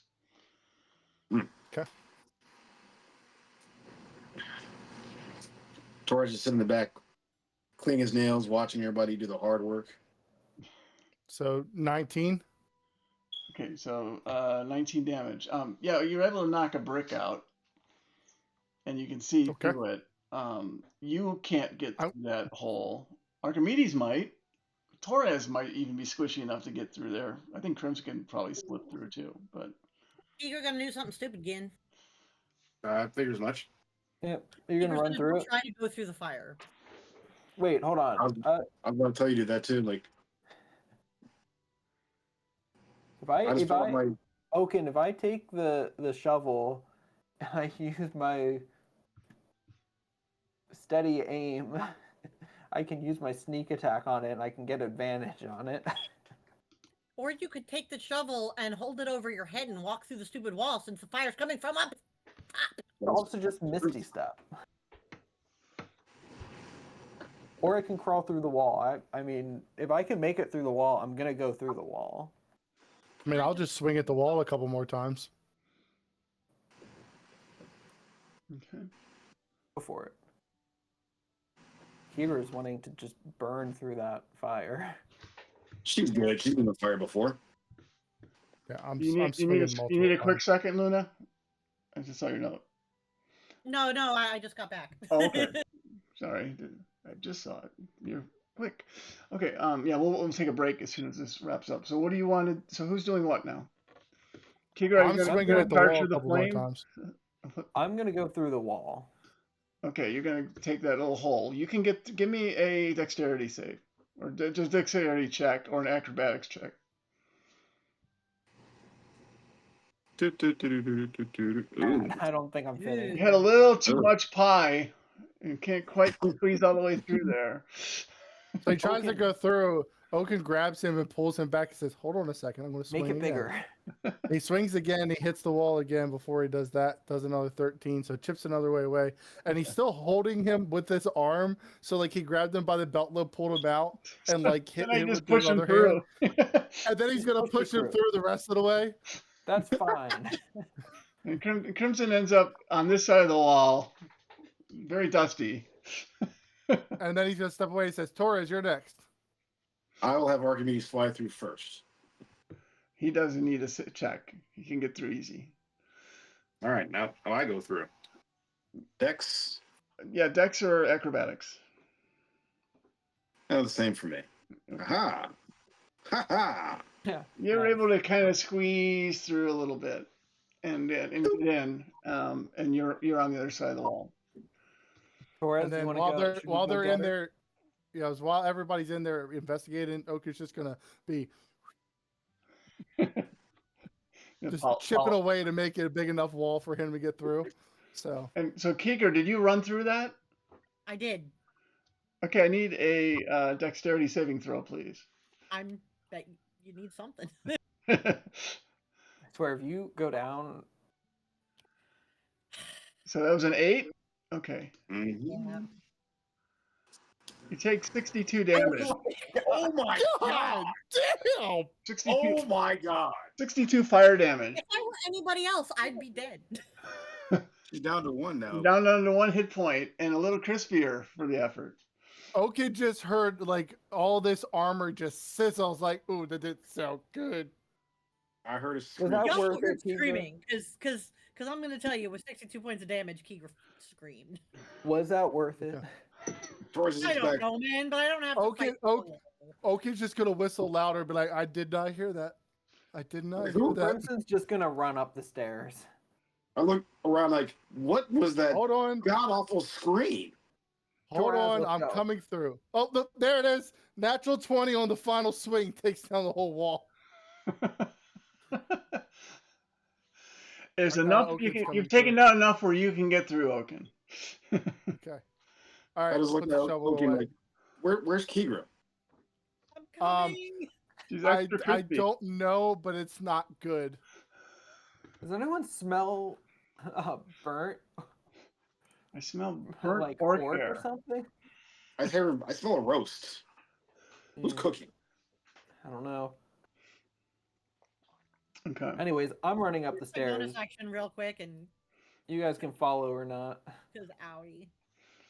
Oaken is going to use his potions of healing. Keeker's got a thing Torres for is- lighting herself on fire. I know that.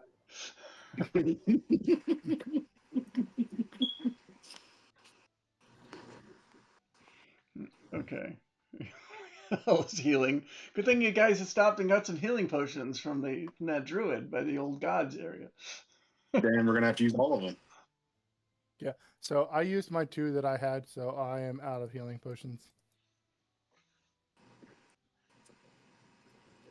So how much does that she gotten back so far? And It's 8 11, from Oaken, 10. 19, so 17 from Oaken, another 10 from Keegra, that's 27. Another 7 heal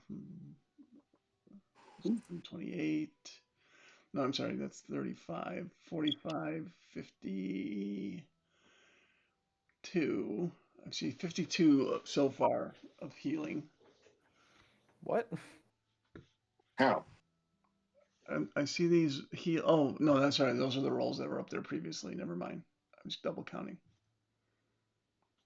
So, how much total healing did Keegra get from you guys? Oh, Keeger only got 10 from herself. Oh, okay. Yeah, and Oaken did the rest to himself. Oh, okay. You did that He too. used 2 healing potions. Yeah, 2 healing potions on himself. Okay. I got 1 healing scroll, and that's a touch spell, so I'm not even close to Keegra yet. Yeah, I've got my own. I'm good. I'll do what I gotta So, do. so in you see a very charred Keegra, where a lot of her skin has been kind of peeling off. They she's- can't see my skin. It's all roasted and steaming inside of the plate armor. Like, oh my god, Keegra, that's you? I don't want to talk about it. Hey, Keeker, there's a hole in the wall you could have gone through. I'm gonna hit you, Crimson. I'll hit you back through the damn hole. You and your we'll take burnt a sword. quick break at this point here while you guys reconnoiter how you're going to get Kigra healed and figure out where that lady went to. I Sounds know good. she's on the map, but she's not where you see her. So I haven't moved it yet. Dun, dun, dun. I'll make her invisible for now, and then I'll move her to their new spot. And so we're going to take a quick 5-10 minute break for bio, and we went way over we went 20 minutes over our usual break time. So we'll be back in about 5-10 minutes, and we will continue to see how how Kigra heals from the insta barbecue she just went through. He does that a lot now. Mhm. I wasn't expecting 18d6. I got to be honest there. Oh, come on. It was a wall of fire from the heavens. It's not going to be low. No, but I Definitely. expect 18. If Torres does 6, like, come on. So we'll be right back.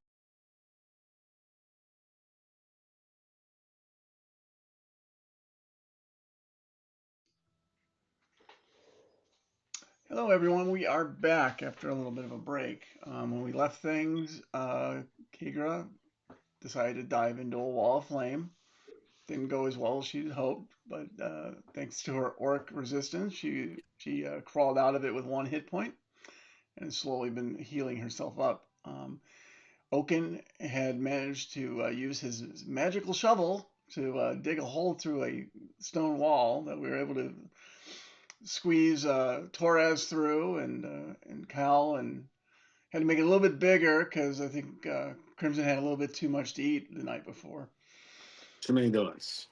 Too many Too donuts. much catnip. And so where we left things is the party is trying to figure out where Lucretia went. They figure she's up somewhere up top, and at the same time see if she's still a threat. There is a giant wall of flame coming from the heavens down that still seems to be in place by the gate passage. Although it doesn't really matter because the party can go around that right now if they wish. And we'll. I think we want to go through it. Everyone else. No, thank you. No, you don't. No, it's fine. It's fine. So what would you guys like to do? So go ahead and explain what you were telling us on the break, Kigra, on what you want to do. Well, the first thing I'm going to do is divine sense to see if she's nearby. And I don't know if she's celestial fiend or undead, but she did call down holy fire, so she might be one of those things. I don't know. But if I sense something, I'm assuming it's her. Okay. So you're going to use what spell to see if she's around? Divine sense. Divine sense. Okay. Let me look that up. I think I know what it is, but divine sense. Is that a spell or is that a It's a paladin okay. attribute. Paladin ability. Oh, okay. It's like a free action. Let me make sure I'm looking at divine sense. Okay.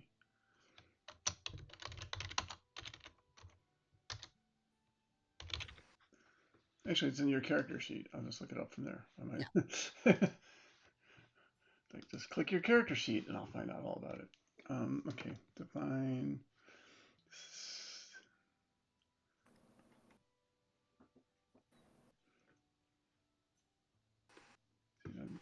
Oh, there it is. Okay.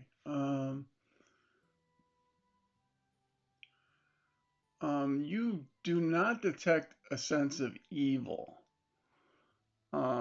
You do hear somebody that seems to be coming from a place of good, as you hear the chimes ring in your ears from the divine sense. So you believe that's her nearby, but she's not giving you a sense that she's evil. She was, yeah.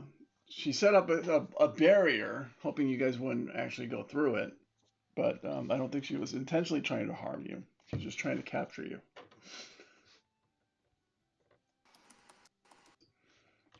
Okay. All right. Maybe we're going to scrap my other plan, because I'm not sure this lady is evil. She's just kind of nutty. I don't think we should kill her if we can avoid it. Okay. Do we want to just leave? Like, she tried to trap us. we can go, right? I We mean, just leave her if here we, to fester in her own craziness. But mean, you're if we- simmering as we speak, though. I have a feeling that wall of fire can move. I don't also want don't. to have to deal with this coming through again. I'd rather at least just talk to her so she doesn't stop us from going through again, but And look, I know I need a bath, but like the smell of burning orc, it's kind of like, yeah. Making you hungry? Love you too, buddy. Just saying. When we get back to the city, we should definitely get barbecue. I will fight you. not a bad idea. Oh, so do we go after her, or do we go talk to her, or do we just leave this area? And if we leave this, how are we safely getting back through? Hey, I mean, we could always go ahead and use your magic like you use for me for all the fun, because, like, you know, the arrow and everything. You could set Kigra on fire with that kind of magic and show her that she walked through the flame, no issue. I could make it look like she's ablaze at all times. Interesting. That's interesting. I can heal myself some, but she's definitely not evil. Because I'd be able to tell if she was. Well, let me at least try to alleviate some of the stress, and I'll touch Kigra on the shoulder and cast Cure Wounds. I appreciate that. Another 8.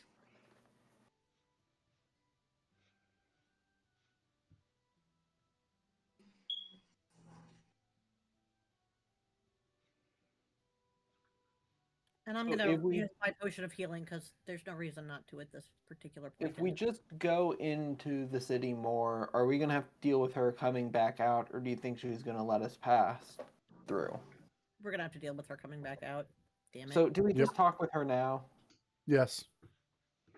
I'd rather just try to figure this out now, even if that means we can't go further into the city, versus we go into the city, we're on our way back, have to deal with this again, and then it's nighttime. It's going to probably be better to talk to her now. And she might have more of her minions here, too. Yeah.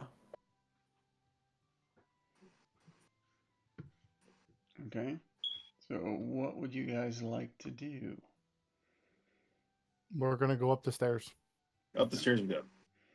Okay.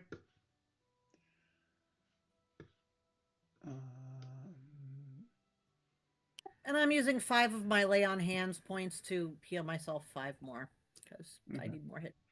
So you guys get to the top of the stairs, and this area here on the right, we see that what looks like 2 bookshelves in the middle there. There's a doorway in between, so you're able to get from the top through that doorway to what appears to be a sleeping quarters. We don't see her. You do see her. Oh, she's in there. She's there sitting at this table, cutting a slice of bread. While on fire. So she's making toast. Got it. And she's like, "Why have you followed me up here?" Why did you put up a wall of fire? Because we need to protect the city from. We need to protect our crater from the creatures in this city. I'm not a creature! But aren't the creatures mean- already in the city? And that's where they stay. I don't know who you are. Craters in the All I city. know is I saw you attack and kill members of my faith. I'm sorry, they You- attacked us. They attacked us first, very much. First blood was theirs. All Mhm. we wanted to do was Tried just to be. pass through the gate, go into the city, kill some creatures in the city, come back out. Read a couple books. Learn a little bit. Read a book or two. Try to fix things up. We really weren't lying. I don't know where you got the we're lying from, but we really just wanted to walk through. So why do you need to go in the city? And why this gate? Do you not know this is where the falling fire? It made the most damn sense. Were you not aware this is where we launch many of our missions into the crater? We knew you guys came through, but we didn't know you guys had a presence or anything. We just knew this was a way into the city that didn't involve trolls or whatever the other gate has, or the Hooded lanterns other or Silver hooded Order. lanterns or Silver Order, whoever at the other one. All the abominations and the weaklings. So she kind of looks at you. She looks at you all.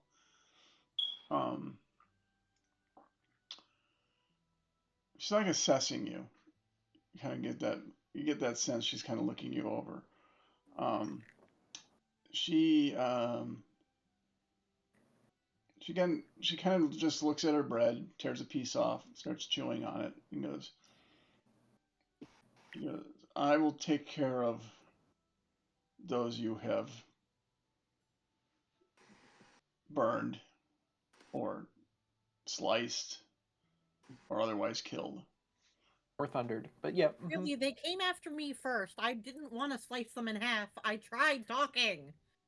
I only got to hit a There's couple. one just sleeping outside. The other guys are definitely ashes. One is actually still ish. She looks at you and goes, "I will let you through on one condition. Okay. That when you come back, you bring me 5 shards of delirium for our ceremonies." What is the 5 ceremony? shards? And she points out they're about the size of a finger. All right. We use this We can for do our that. sacrament of the falling fire. Cool. If we bring you these 5 shards, will you use your gate? That's all we want is to walk in and out. We don't You bring wanna those tell anybody shards. about you. If you come back with those shards, you have free passage to the gate. We'll bring back shards. We'll bring back the shards. Okay. And then you see her like cast some spell. A little gate pops up over here. She walks through it and disappears. At the same time,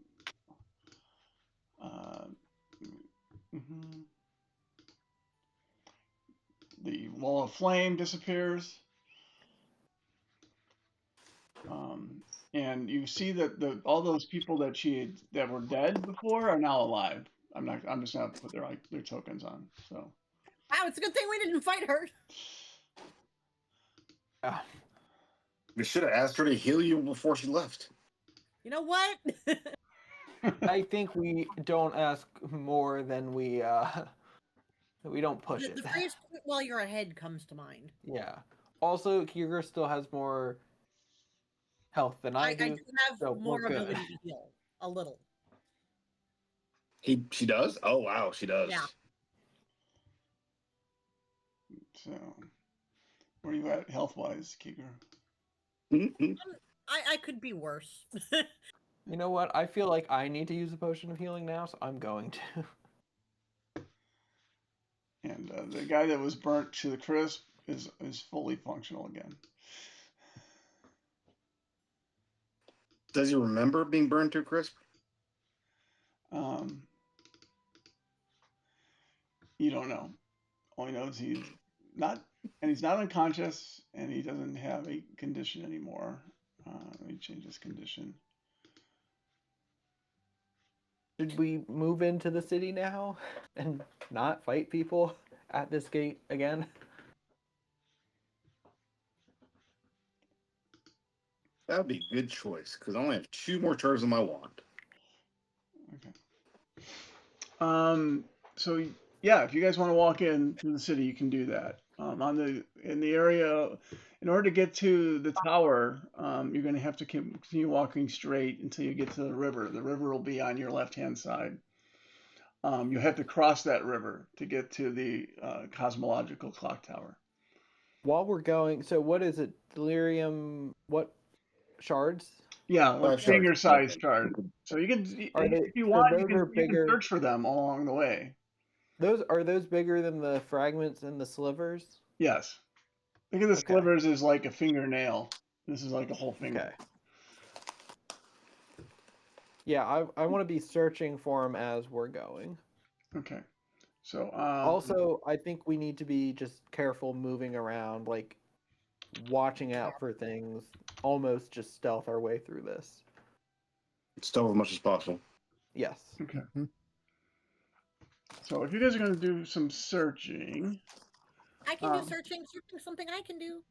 you guys can Sorry. all do this on the inner city. What we're going to do is takes about for every hour that you search, you have a chance to get some deposits. Um, and I believe you guys have points from before when we did those fireside chats that you can add as well. Yes. Where did I put those? Yeah. Where? I had one. I gotta go look them up You have myself. It's been a while.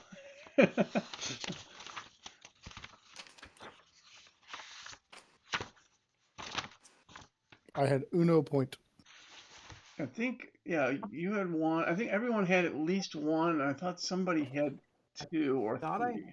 I thought I had two. I don't know what session we did this in. This was like we did it twice. We did it in the very first session, and then we did it on the first session where Sarah joined us. All right, let me go I back. know I wrote this down, and I'm looking for it. I will find it. I have it, but it's not. I have it on a different notepad, not the one I have. Oh, there we go.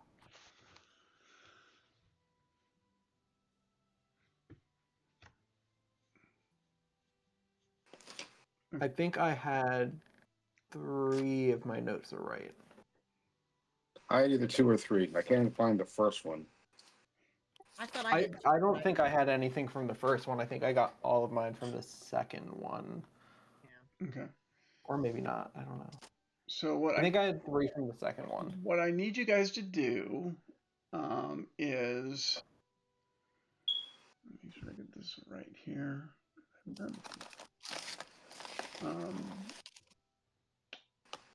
You are going to each of you are going to roll either a intelligence, which can be arcana or investigation, or a wisdom survival check.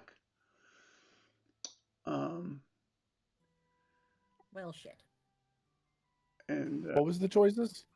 so you can either do intelligence check or arcana or investigation, or you can do a wisdom check or survival check. Arcana it is. Investigation. And here we go.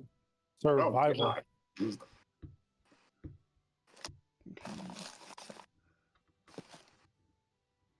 Jesus.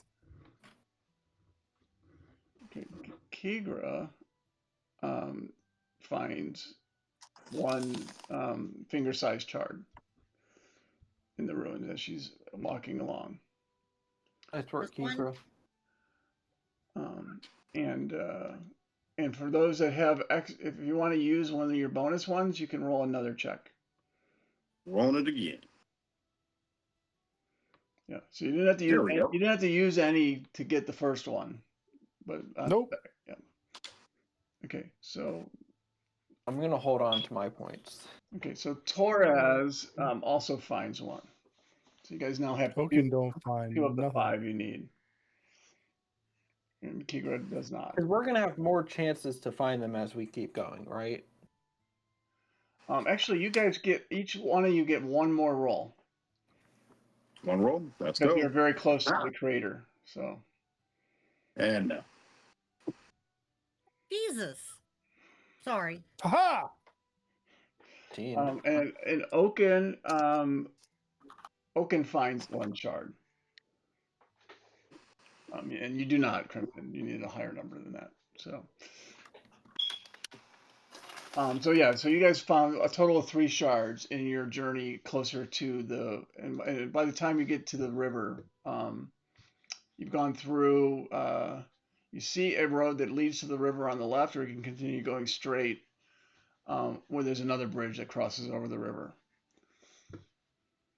Does this bridge cross the river or no?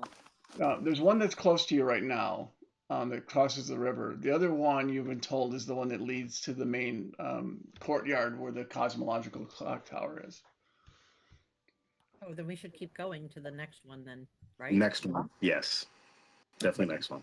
And I need you all to roll a d20 as well. You've Yep. been hanging around here for a bit. That tracks. 13. Whew. 11. Okay, you guys. I've done that when we were You guys looking have for stuff. become stealthier in here and have not attracted any unwanted attention as you approach this particular area. And let me bring it up this part of the book.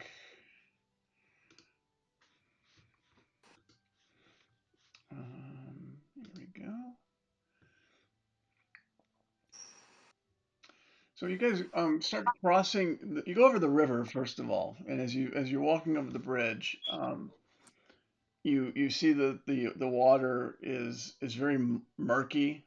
There's little areas where it's almost a purplish haze in the water itself. But you don't see any creatures in it. It's just kind of moving along. There's a moderate amount of light. It's still relatively well. It's overcast. It's still light, so you can see it without any assistance. As you go across, you see an image like of this as you're getting across. At the clock tower. It looks like a clock tower. That's what you were told it looks like. So. Does it visibly go up above the haze, or does it end before the haze? You were told that if you get to the top of that tower, you are not in the haze. That's what the dwarf had mentioned. That the rumor was that if you can get to the top of the clock tower, then you're immune to the effects of the haze. Hmm. But can we see the top from where we are? Yeah, you can see the top from where you're at. But we can't see the top of the haze. Yeah, I'm not sure about that rumor, but maybe. Maybe. So let's see. So let's see if there's let me get see if I have a map for this area. This is area 12. Okay.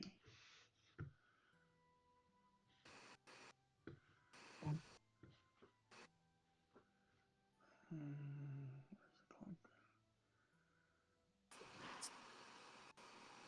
There we go. All these.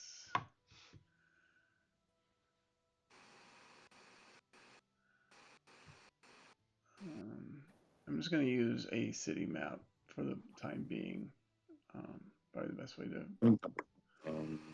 show what you're dealing with here.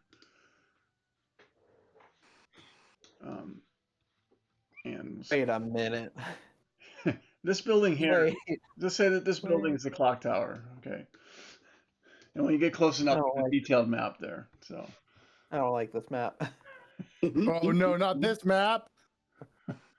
Look, there are no We've pianos. walked by this clock tower how many times now? so you walk into what all this here. It's not a wrecked building. This is all like foliage and trees and plants and things like that. The buildings around it, you basically have an area that let's see. I'll just put it in here. But you have an area that covers from here to here. That's all wide open with buildings around it, and the clock tower in the middle. It's a very large open courtyard. You can see buildings that appear to be banks and vaults and maybe guild halls nearby. A couple of ruined storefronts are there. There was what appears to be the remains of an open market. You see a bunch of rotted out stalls and ripped canvas tents and pavilions and things like that. And you see areas where there obviously have been battles. You can see scorch marks on the ground. You can see broken weapons. You can see even some scattered corpses at various levels of decay. And you see rats and crows picking over the remains as well. There is a thin silver purple mist that's hanging in the courtyard itself, but you can look up through it where you can clearly see this cosmological clock tower piercing through the fog. So you kind of see it disappear from where you're at and become very clear up as you look further up. And can you guys all give me stealth checks? Oh, I I'm can do assuming you're that. trying to be stealthy since you were informed there were That's stealthy as possible. Wait, I've got advantage. That didn't help. Oh Ah, no. okay. 14 with Five. advantage.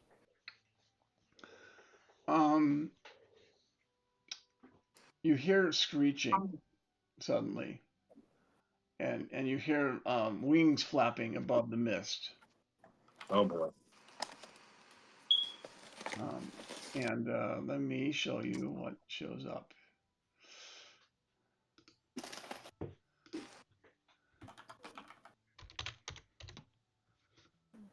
I think it's the harpies. I think the harpies are here. And can one of you roll me a d10? Sure.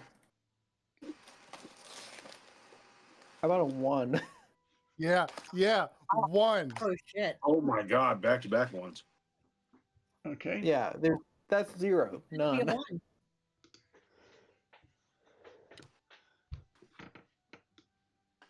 Two definite harpies are flying heading your direction. They launched off of the clock tower. Imagine if we rolled like 8 and a 10 or something. 22 harpies. Maybe one's not so bad. I know. I think it's 1 harpy for each of those. So and they're heading your way. So initiative, please. Do they notice all of us or just those who didn't pass a? You're stealth not check? sure. They're just heading in your direction. Well, I'm ready for him. Dang it. Okay. Kigo, you're up first. Yeah. I'm going to use Adrenaline Rush, get my 3 temporary hit points, Okay. and dash to this booger. Okay. Now the I'm gonna try to creature hit him. it's above you. It's probably about 30 feet above you. Okay. Then I'm readying my sword to slash it if it gets close enough. Okay. Let me see. Okay. So this one here makes a wide berth. Goes to here.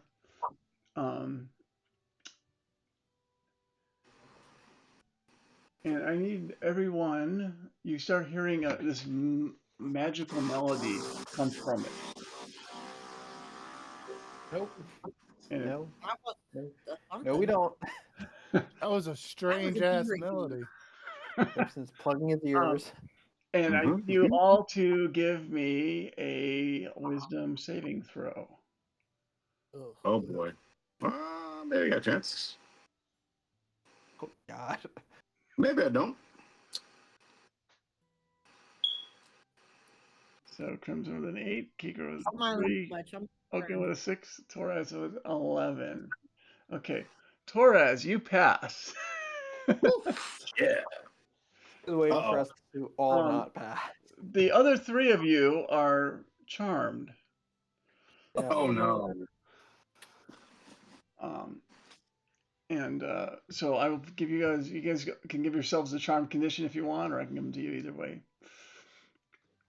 How do we give ourselves? So a the only charm one that is condition? not charmed is Torres right now. Hold on. How do we give ourselves conditions? In your character sheet, I think. Let me double check this.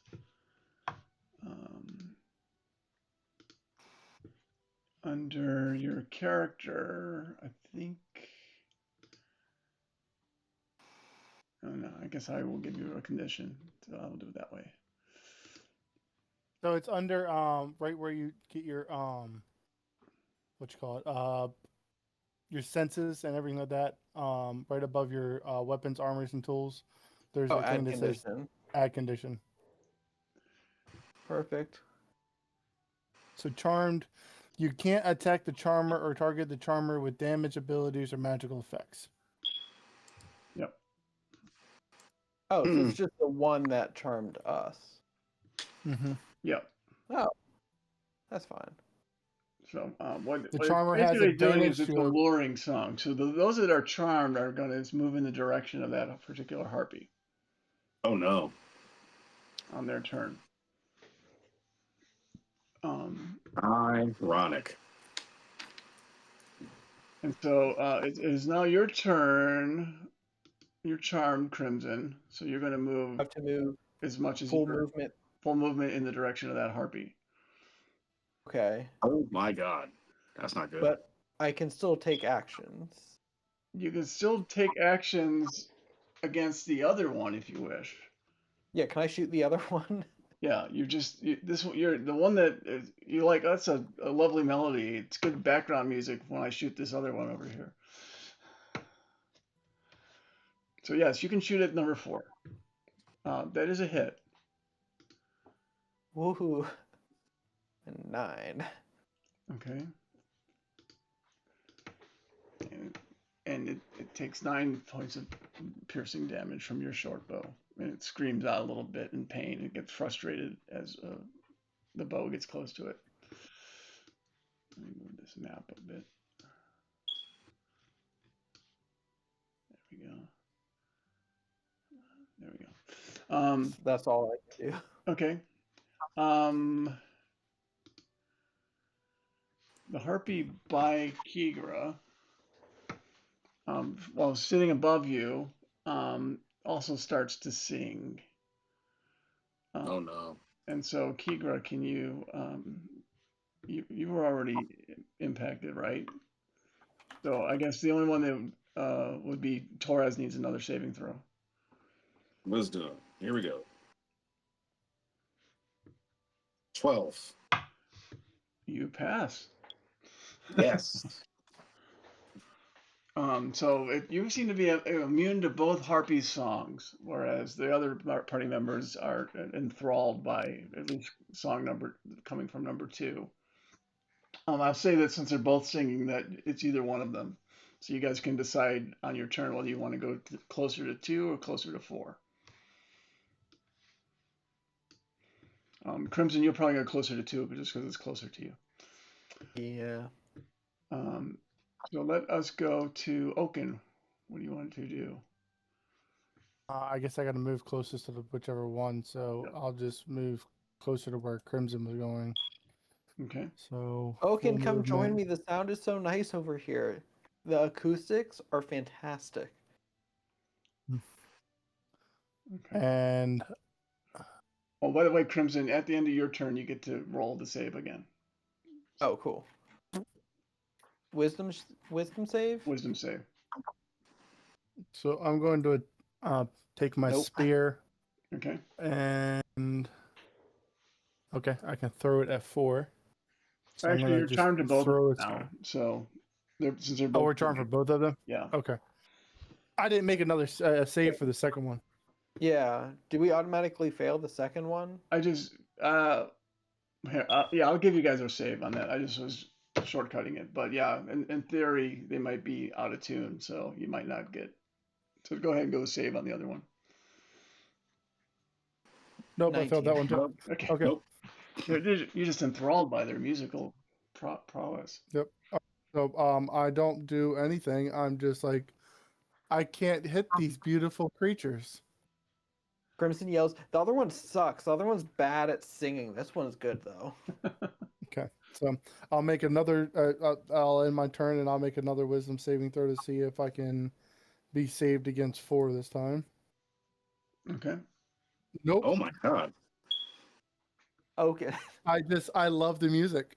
Okay, we're gonna have to have a conversation after this. I mean, they're pretty birdies. Pretty. And I'll end my turn. Pretty, I'm not sure about. Man, Oaken's gonna have so much trauma about. Oh, I'm God. just saying. Yeah, Trauma no. about. Oaken is really look. It's been Apparently, a long time Oaken's for into that kind of thing. Piano? No. That thing? Yeah.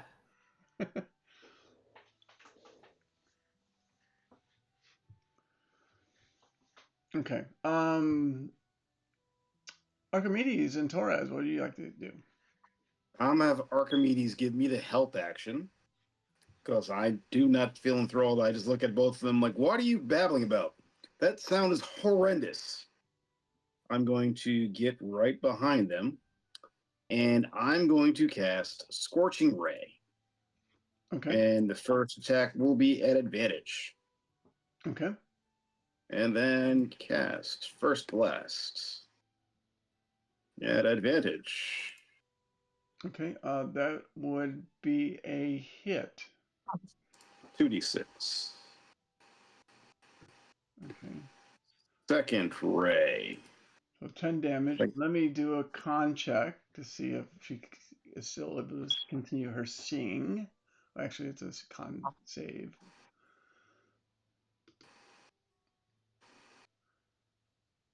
And she does not. So her song gets interrupted, which means that immediately Crimson and Oaken, who were affected by her initially, are and Kigra, none of you are By the other one. no longer charmed By which one? 2? by number By 2. 2. I'm going to use my second Ray on number 2. Okay. Blast number 2. Yeah. It's also a hit. That's another 10 fire damage. And I will use my last ray on number 4. Okay. It's also a 14. hit. And then 2d6. Break this charm. 8. Okay, it's 8 damage on number 4.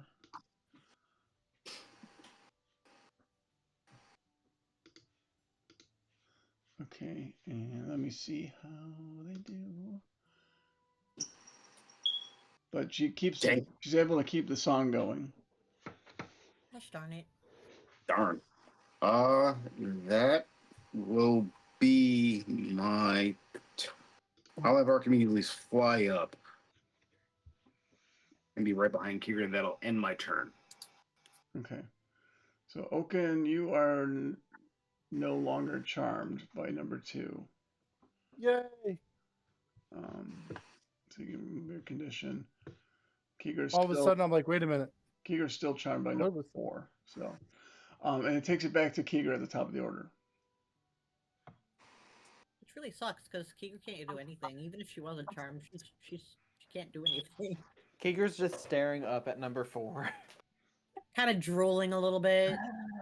So pretty. Can you do anything about number 2? Kiger, throw one of your swords that you have. At 2. I only have 1, and it would count as an improvised weapon. Okay, then don't do that. Do you have a bow? No, You gotta get yourself a bow. no, Yes. my dick She's- is poop. I don't care. She doesn't use bows. Have you seen her hands? They're huge. I'm good Clap at at hitting stuff, not winging stuff. Then hit 4. How high is it up? Why? And you're charmed. I was saying, Yeah. how high is it up? It's about 30 feet above Kiger. Yeah. I was gonna say maybe you could jump up and give it a hug. Oh, Twilight. jump up and give it a smooch. I'm not that tall. I'm not that talented. Crimson will boost you up. Yeah, I'm you're also not that the tall funny. either, buddy. Or strong. Or strong. Anything else you want to do, Kiger? I would like to end my turn and try to get better. Okay. So number 2. Wisdom saving throw, Kigra. Kikra, get a Nope. Nope. He's gonna Nope. he's gonna come down and try to attack Torres. Actually, try to attack. Oh no. Oh Please yes. don't. No, oh, that's okay. Hey, wait. Rude. Swings down, claws you with 13, which I don't No. hit. So you dodge that. And it then it flies at 20 feet back up in the air. So it's I don't That's get an an attack of opportunity attack on that. yes. Actually, would that be with me too because it's within my range? Yeah, I'll give that to you. Aha! Cool. At advantage. Nat 20. Ooh. Wings come Does off. that hit? Those are both hits. So you did how much damage? A sad 9 damage. 9 damage? Okay. How much damage did you 19 do? total. So 19 10. total? Okay. So what do you want to how do you want this to look, Oaken? Oh, so it flies down and just takes the swipes at Crimson, and Crimson's like, "Oh, don't go away!" And he swipes at it, and then Oaken's just like, "All right, I'm gonna do it too." And he swings across his body and like catches it behind the wings, and as he's stabbing at it, he just hits it in its back and like breaks the wings off. Wing splitter. Nice. And she collapses Nice work, Oaken. and moves and then just Teamwork. stops. And the other High one, five. it disrupts her song. And she screeches that, and now you're no longer under the charm condition, Kigra. Yay. And what would Crimson? You're up next. I'm pretty sure that one's within 80 feet of me. Yeah, you 4. 30 feet Yeah. up in the air, and then whatever Right. is on the ground. Cool. I'm There'll going be no to... geometry in this adventure. Yeah. I'm going to do steady aim. Okay. I can do a bow attack with advantage. It's a hit. Like I said, with advantage. There we go. A hit. 18 piercing. Okay. Takes a lot of damage, and is not in the singing mood at all anymore. Good. And it's actually fallen down a little bit because it's not having difficulty flying. So it's That's all I fallen can down do. enough for me to reach it. It's about 15 feet off the ground. So you could probably hit it with a long weapon or a jump hit, given your height. Yeah. Just like slam dunk. That's all. Just gotta reach it, get Cool. up that high. Jump and thrust. Okay, and then it goes to as she comes down, she screeches and she's going to attempt to attack you as she gets close enough, since she's falling anyway. And she, with her claws, rolls an 8, which I'm pretty sure is a miss. So you're kind of like laughing. It's a pathetic attempt to attack you, even though it's gravely wounded. And then that would take things to Oaken. Oaken is going to go ahead and move forward a little bit, and then he is going to go ahead and throw his spear. Okay. Could just probably get up next to it and hit it. 23. That's a hit. Nice.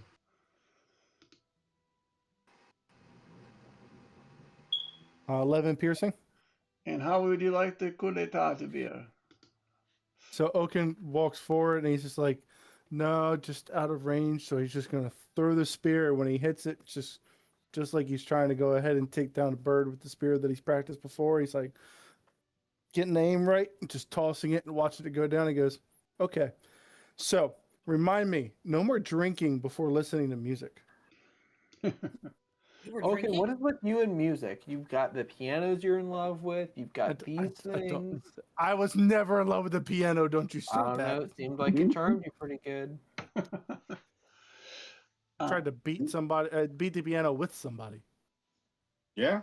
I feel like you and music just don't go hand in hand anymore. Okay. These can't be the only harpies. Like this So- was Yeah, You're as you not. guys get I have a feeling closer, fall the way others come. you come up to the Oaken's gonna. yeah, as you come up to the clock tower here, um, you get close enough and realize it's really tall. It's probably 300 feet up in the air at the top of the tower. That's why it's clearly above the haze. Hmm. But from where you're at, you can't see much but haze. You can see it through the haze, but you don't realize how clear it is. I would, if you guys want, give me a perception check at disadvantage, please. Perception at disadvantage. Do I get to not use disadvantage since I get advantage on perception checks in Drakenheim? Yes, you can neutralize it, so you're just regular, no advantage, just a flat roll. Of course it is. 15. Okay, Kigra, you get a sense that you see something moving at the very top of the tower, but you're not quite sure what it is. It sees a few things up there that seem to be moving around that are bigger than birds. Do I see it any clearer or still the From same? your perspective, and given your background, yeah, you see it very similar. They seem very similar in size to the creatures you just took down, but you can't be sure that they're actually harpies. There's some big things up there, guys. They're probably zebras. I doubt they're Zebras? zebras. I doubt they're zebras. They're totally zebras. They've got to be. That They don't have okay. wings. So one thing you do notice, so you're looking at the mechanism on the clock. It's very, it's really amazing. It's a lot of circular glass plates. There's many gears. There's wheels that's showing a lot of precision in what is this grand cosmic dance of the orbit of the planets and other worlds. It's a very And it's not metaphysical broken? looking thing. It's decorated with carved statues that have angels on them, have saints. You see demons and devils and elementals, and very odd looking creatures you've never seen on this planet. The entire mechanism seems to be stuck on a particular time. It's stuck on the 11th day of the 11th month, 111 years ago, at 11:11 a.m. And the phases of the planes are stuck between the elemental chaos and dreamland. At the very ground level, you see a set of stone staircases that lead up to some copper double doors. Let me switch to that map now. I think this is the one.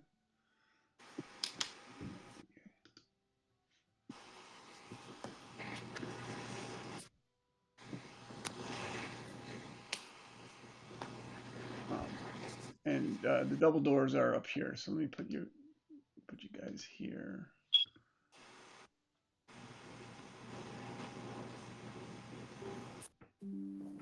As you come to the double door, on the top of this particular map. What would you like to do?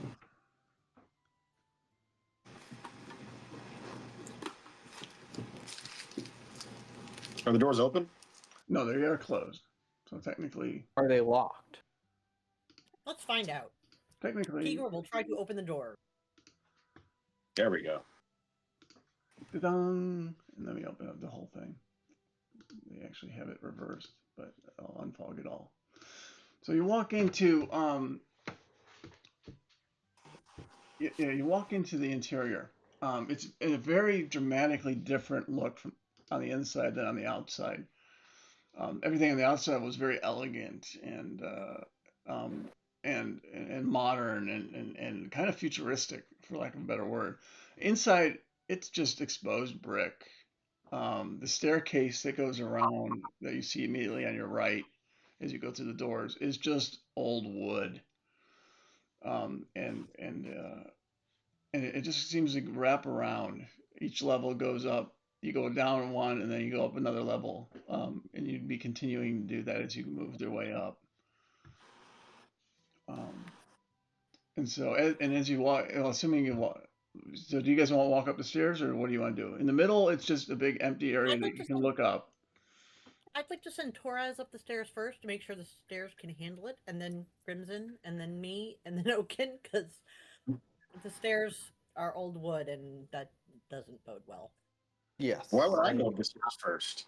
Because you are tiny and light. I'm So we should test probably this honestly to make lighter. sure.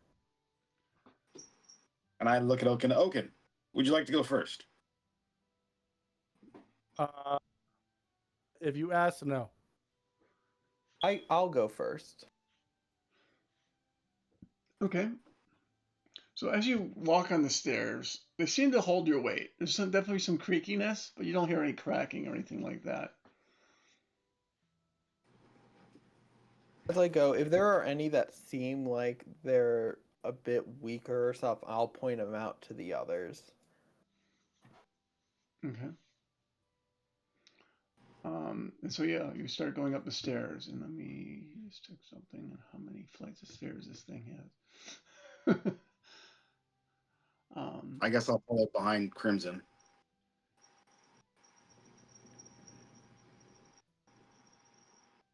Okay, there we go. So you go up the stairs, and then I need to.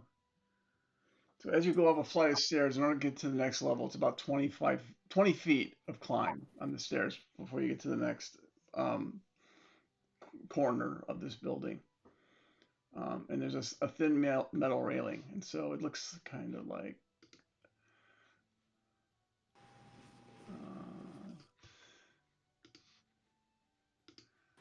So let me put you guys on here.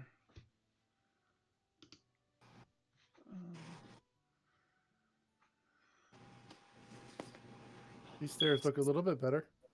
Yeah. A little sturdier. So yeah, wherever you're starting, and whatever order you guys are going up the stairs, you guys can move yourselves around.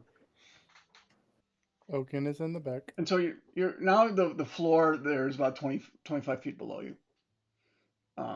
So if you were to fall off, you would take 2d6 damage on that. And you can see the corners seem to be reinforced with beams, as you can see here. And I need to Make us take initiative, because there's got to be something in here. Harpies are going to attack us on this. So Yeah. can somebody roll me a 10-sided die again? Sure. I'm not doing it. God, 8. Oops. This will probably be the last This is gonna be. after the day because we're running. This is gonna be really cramped. Mm-hmm. Wait. Oh, they're already dead. You are Even already dead. Look at that. better. Even better. That's not what I did. It was No, there's only one. There's none. That was Hey, actually easy. we did really good at that. They showed up dead. It's good. They left they're dead. undead harpies. No. See, that I Oh. can deal with. Torres, you can't use fire in here. Says who? Says the The wood stairs. we're standing on. Oh, that's true. If you ever want to Darn get it. to the top, we can't use fire. We do want to get to the top. I do need to get to those do. books. So let me make these all visible and then put them where they're at. And Man, who rolled that? That was a bad roll, whoever did that. Oh my God. Are you sure I can't use fire? so You I'm rolled gonna. an 8. They're all. Some of them are hanging on these areas here, on the posts, as they're watching you come up. Others are just hanging by the windows. Okay, I am changing my weapon out. Kigo, are you sure you don't want like a bow or something? What am I going to do with it? Huck it at them? Shoot arrows at them? She's gonna throw a bow at that bow at him. Ah!